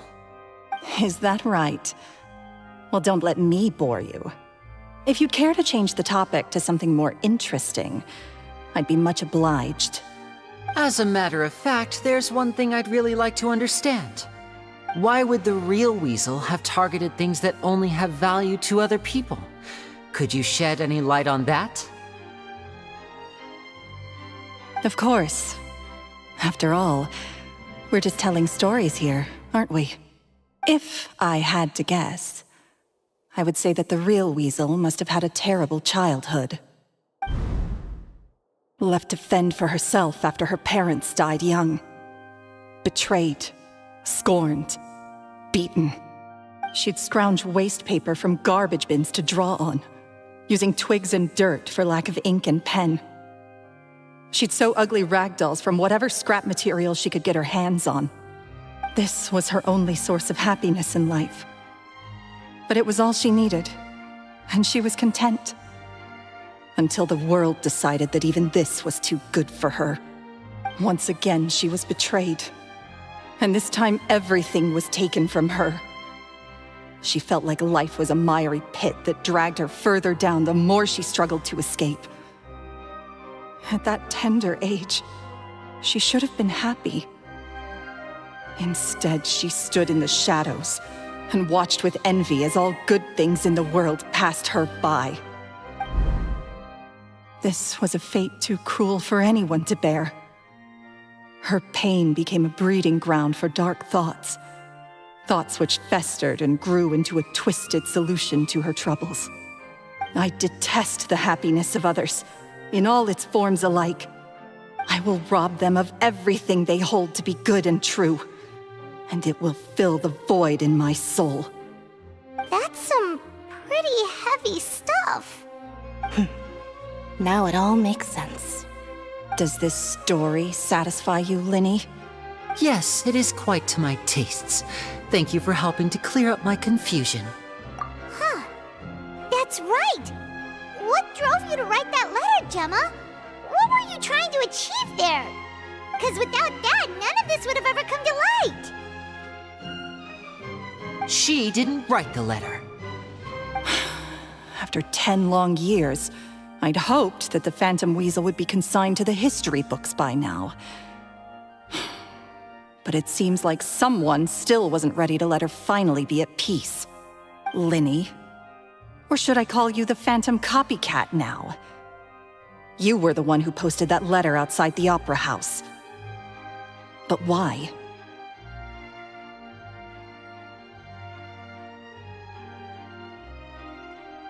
Very sharp, Phantom Weasel. Still as shrewd as ever. Well, no need for me to be coy about it. Our goal was to clear Caesar's name. The most straightforward way to change the public's impression of Caesar was to force the Weasel to show themselves. That's it? You had no other agenda? Of course we did. We made it quite clear in the letter, I believe. I shall take from you that which you hold most dear, just as you did to me 10 years ago. 10 years ago? You mean Caesar's death? You met him? Wait. Oh, I get it. You were those two obnoxious kids. It's been so long, and you're all grown up now. I didn't recognize you. He taught you magic back then, didn't he? For what, 10 days or something? And you went to all this trouble. Why? Because you feel like you still owe him something? We remember all our debts, however great or small. 10 years ago, Caesar's reputation was torn to shreds, and his legacy was thrown out. 10 years on, and no one cares what the truth is anymore. But we did not forget, and so we came to find you. And? What exactly did you take from me? I'm still standing, as you can see. Lorenzo has admitted to everything. I'm free. Free? Do you really think so? Caesar once told me that even though the world is filled with lies and falsehoods, we must find our own truth. I think that applies to you too. Truth can take many forms. Prized possessions with nostalgic value, fervent hopes and dreams, and irreplaceable people. Life took many things from you, and those wounds never healed. When they ached unbearably in the dead of night, stealing became your way of numbing the pain. What are you trying to say? I'm saying that for the last 10 years, you've been living a rather uneventful life. Perhaps that's because you found something other than a life of crime to fill the hole? Back to Lorenzo for a second. He murdered his own master, played along with your act, and took pains to make sure any suspicion would be directed towards him. But what did he have to gain from all that?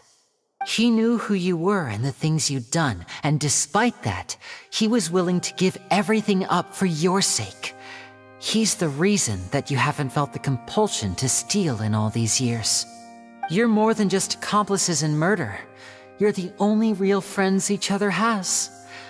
So I think you know, deep down, that he is the only truth you have in your life. But that truth is gone now, and I guarantee you, you'll never see it again. Congratulations on your freedom, Gemma. Your freedom will cost you dearly. From now on, you'll be all alone in a world full of lies and falsehoods. I do hope you'll be able to bear it. You've still got a long life ahead of you after all. Gather round, one and all. The time has now come for the amazing Linny to perform his final act in tonight's show. I'm sure you're all wondering what he has planned for the grand finale. Well, wonder no more, for the answer is a death-defying high-altitude escape. A high-altitude escape? I'm sure you all remember the magician Caesar. This was the very trick that led to his fatal fall, after which he was dubbed the Phantom Weasel. But we have now learned that Caesar was wrongly accused, and that the real Weasel has now confessed to their crimes. Guess that's my cue to leave. Whew. I've been practicing this one for ages now, but I'm still a little nervous. Traveler, Paimon, I hope you enjoy the rest of the show. There may be a lot of people watching tonight, but you alone are my true witnesses.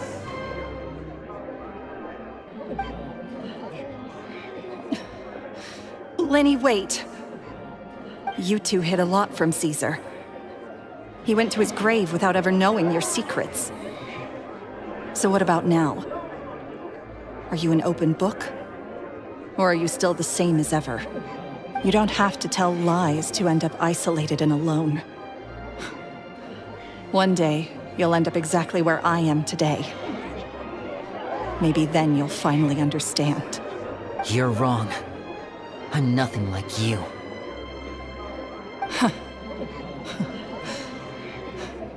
So, what are we, doing now? Like Linny said, when you're ready, let's head outside and watch the show. But what about Gemma? She'll figure out what's best for her soon enough. Oh, and if you'd like to see Linny after the show, you know where he'll be. The usual haunt. All right. Well, let's go and watch Lenny's finale then. This trick's a pretty dangerous one, but he should be able to pull it off, right?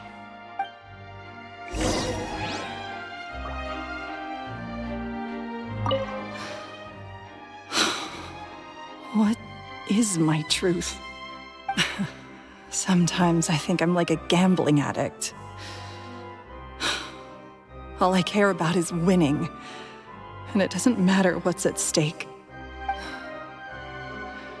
By the time I come to my senses, I'm left with nothing. Oh, if I had my time again.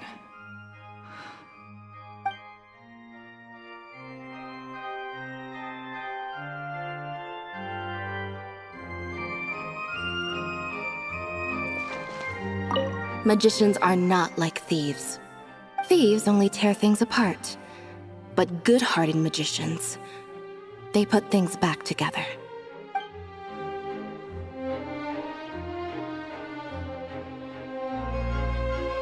More speed.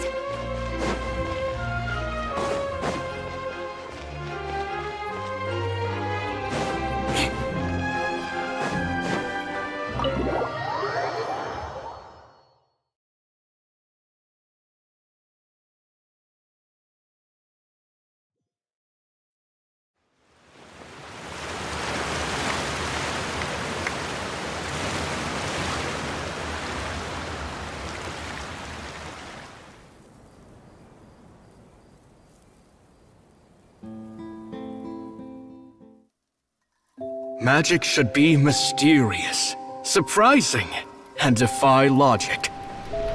Magic is hard work. Every single movement has to be practiced thousands of times.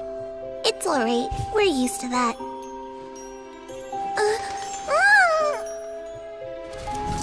We're sorry. You've taught us so much, but we can't tell you the whole truth. It's okay. Do you still remember what I told you? This world is full of lies and falsehoods. I only hope that one day, you can find your own truth. What about you? Have you found your truth? Magic is my truth. I want to perform a magic trick so great that people will always think of me when they talk about it. For a magician, what greater honor could there be? Look! Behold! Linny is sealed inside the box. Will he manage to escape? 10 years ago, Caesar attempted this very trick, and it was at this precise moment that...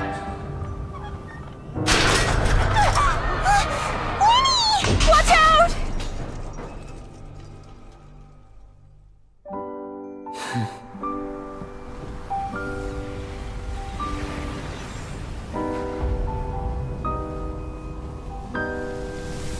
Mysterious.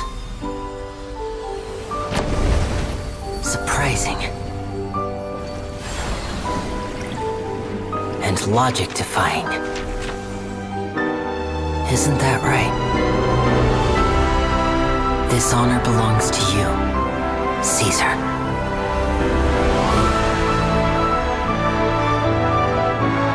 I'm just sorry it's a little late.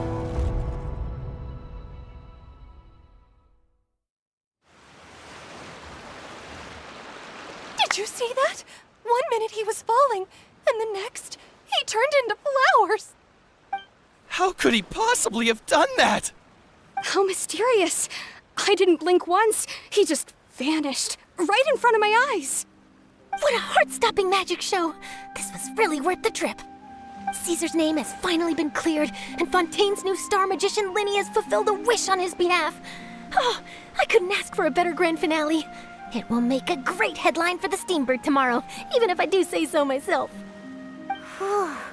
Looks like everyone really loved Linny's grand finale.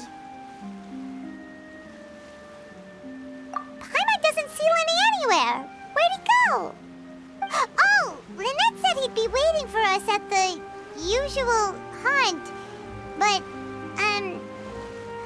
where is that?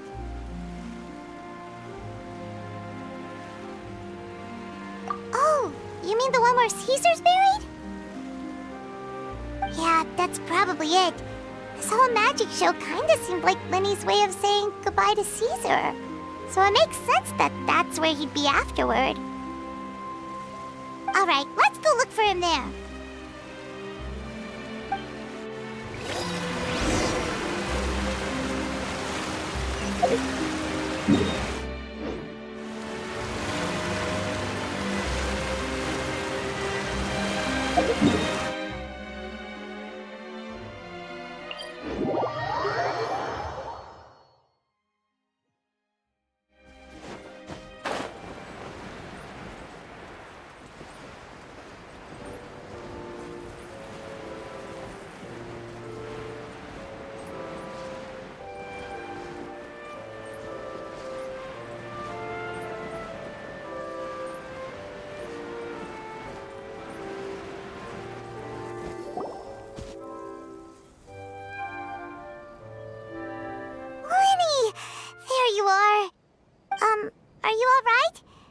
Paimon was scared to death when the chain broke.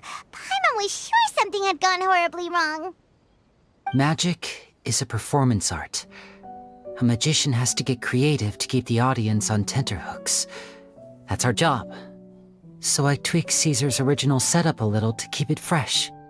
I was honestly a little nervous during the live performance. The thought of falling, suddenly feeling weightless, seeing the sky and the ground spinning and spinning. Sometimes, I can't help but wonder what Caesar thought in those final moments. Did he regret taking Gemma and Lorenzo on? Or did he believe that it was his own slip-up right until the end? You know, Paimon's been wanting to ask you about something ever since we were in Caesar's workshop. You learned magic from Caesar once, didn't you? When was that? After I joined the House of the Hearth. To be honest, Lynette and I had an agenda when we approached him. I told you about my past before, remember? As a young boy, I survived by secretly learning magic from street performers. I'd watch their tricks and try to figure out how they were done. But I quickly realized that observation alone could only get me so far. What I saw was the polished final performance, but the rigorous training they put in behind the scenes remained invisible to me. I needed to learn how to improve my sleight of hand, hone my misdirection skills, and make niftier props. We were gifted enough that we'd made some progress by ourselves, but without proper guidance from a professional magician, we quickly plateaued. So that's why you sought Caesar out? Yes. We figured there was no harm in asking, but it took us by surprise that he was so willing to teach us. In all, we only spent 10 short days together, but he was very good to us. By contrast, we hid so many things from him. For instance, when he asked why I wanted to learn magic, I answered, "It's my passion." But in truth, there was already a lot more to the story by then. After being taken in by an aristocrat for our magic talent, then betrayed soon after, this was no longer about me doing what I loved. What amazed me was how the lie escaped my lips even as I was hesitating over whether to tell him the truth. Trust is a beautiful thing. Sadly, I'd forgotten how to trust by then. Winnie.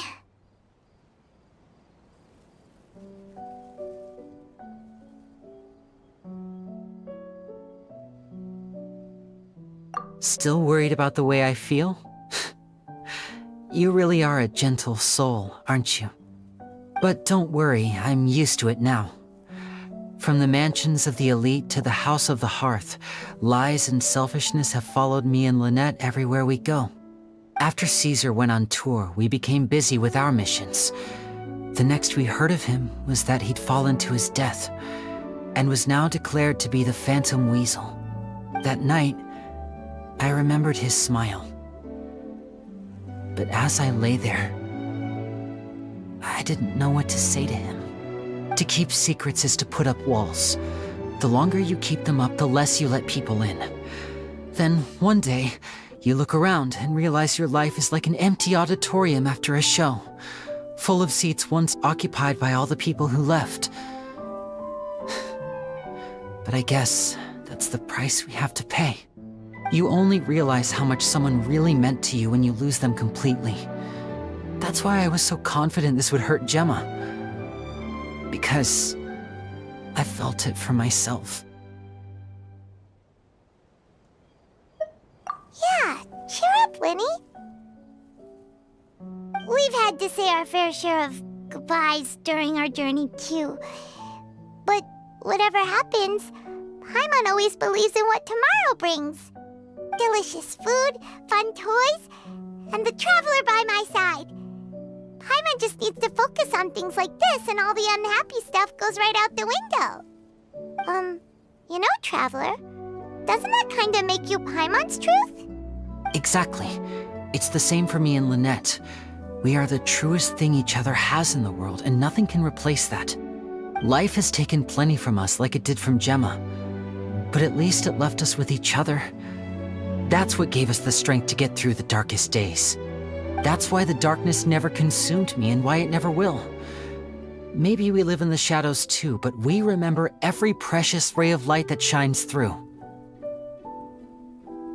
All right, time to lighten this conversation up a little. What did you think of the show tonight? Were you happy with it? It was amazing! Paimon just wishes we hadn't been so distracted with the Gemma situation.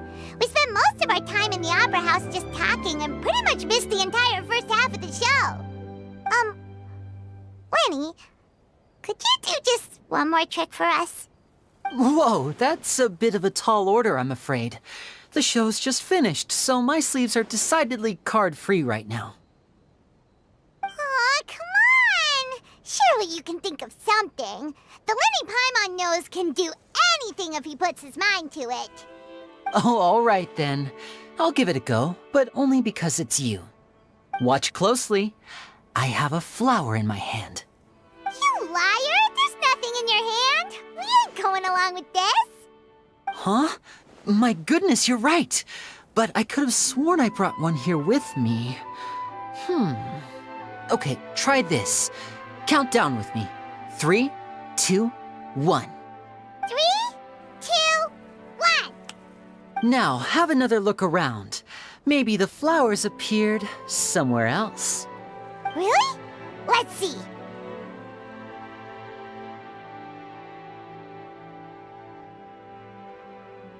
Wow, there it is! Oh, this is a different flower from the last time, right? This one's called, oh yeah, a rainbow rose. But more importantly, Paimon has to know how the trick is done. Please, Lenny, pretty please! Well, if you want to learn magic, you'll have to start by addressing me as teacher. Ugh. Fine. Please, teacher, please! Since you asked so nicely, I'll share one little tip with you. Namely, the student of magic cannot solely rely on others being prepared to reveal their secrets. You have to observe, think, and find the answers for yourself. Is that it? Look at the time. We shouldn't linger here too long. Thanks again for coming to see my show. I bid you both good night. I look forward to seeing you again. All right, fine. See ya. Shall we head back down too? Oh, Paimon can't wait to read The Steambird tomorrow. Paimon bets Lenny and Caesar will be plastered all over it. Let's head to the Steambird's offices tomorrow morning and see what we can find out.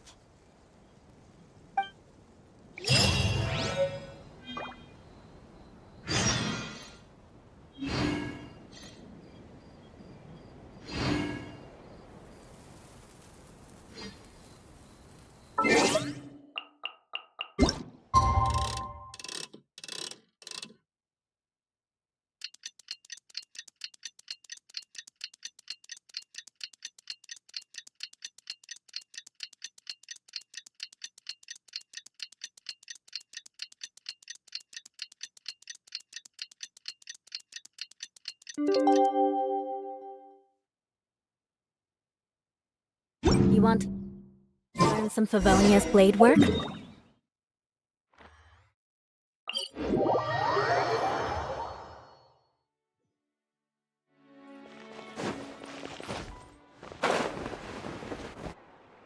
I'm very sorry, Charlotte, but my sister and I are quite busy today.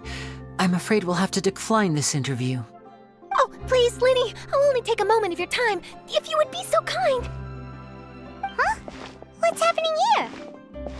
I spent all night writing my piece about the Phantom Weasel, and it was going to go to print this morning.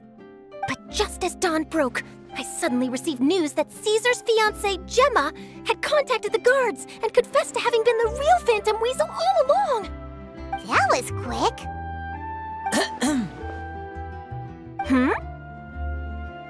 Too late, bro. That was quick, you say? It sounds like I've got some catching up to do. Please, fill me in. Whoops. Aha! My instincts did not lead me astray. You do have something to hide. Gemma turning herself in must have something to do with Lenny's performance last night. Maybe watching my high-altitude escape trick reminded her of a better time with Caesar, and she could no longer ignore the voice of her conscience. Huh. Okay, then. Wait, no, there must be more to it. If that's all it took for her to have a change of heart, how did it take her 10 whole years? Well...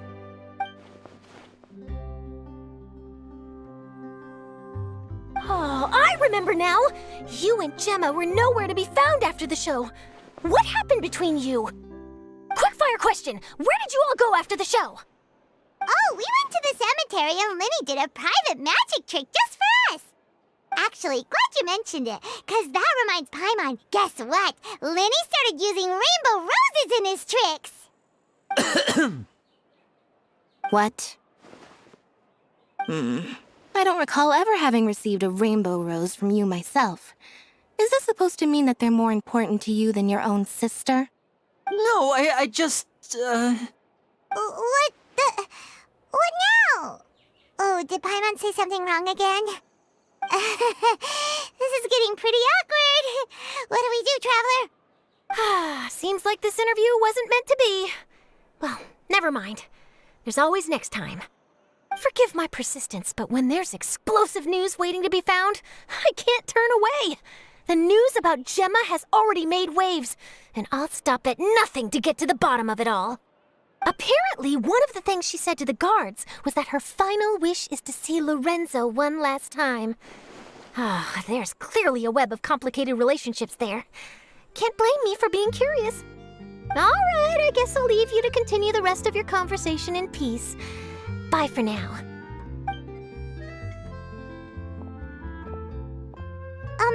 Lynette? Paimon didn't mean to... Don't worry, I wasn't angry.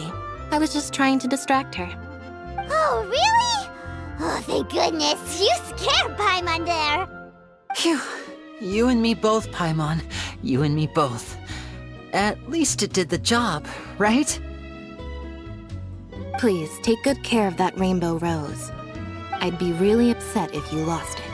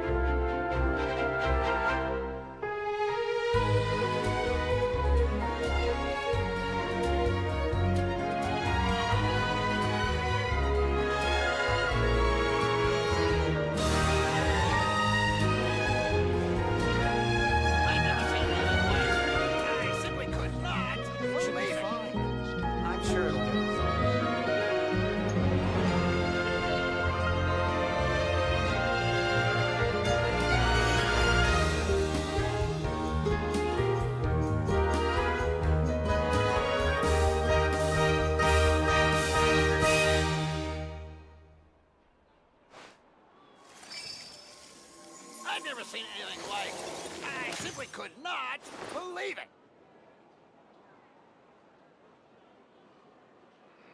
It should be fine. I'm sure it'll get resolved.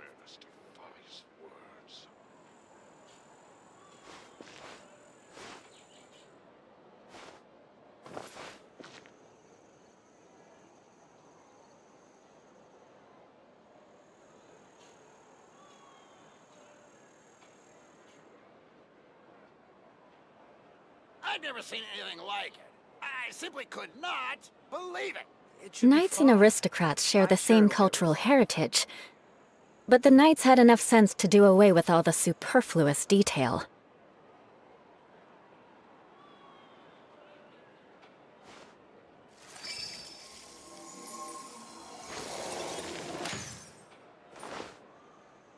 I've never seen anything like it. I simply could not believe it. It should be fine. I'm sure it'll get resolved. You want to learn some Favonia's blade work? All right then, I'll teach you. Oh yes, I'll teach you all right. Mark my words. I've never seen anything like it. I simply could not believe it.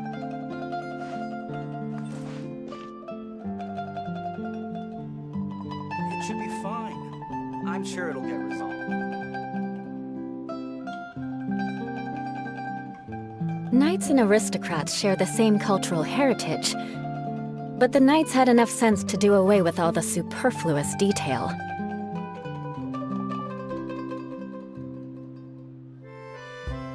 I've never seen anything like it. I simply could not believe it. It should be fine. I'm sure it'll get resolved.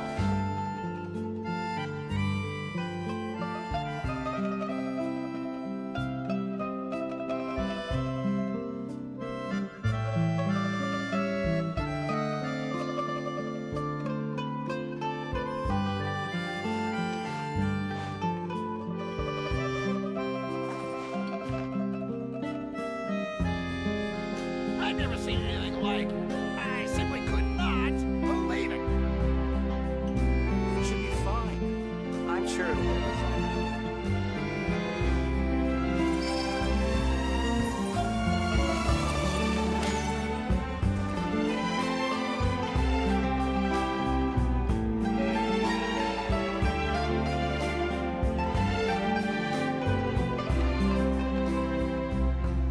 I've never seen anything like it. I simply could not. It should be fine. Aristocratic etiquette is all just for show. Just smile and nod along. I was forced to learn all of the rules by heart, but even I don't take them that seriously.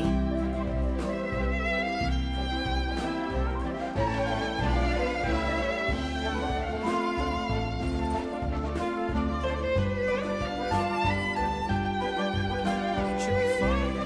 I'm I've sure never it'll seen get anything like it. I simply could not believe it. Knights and aristocrats share the same cultural heritage, but the knights had enough sense to do away with all the superfluous detail.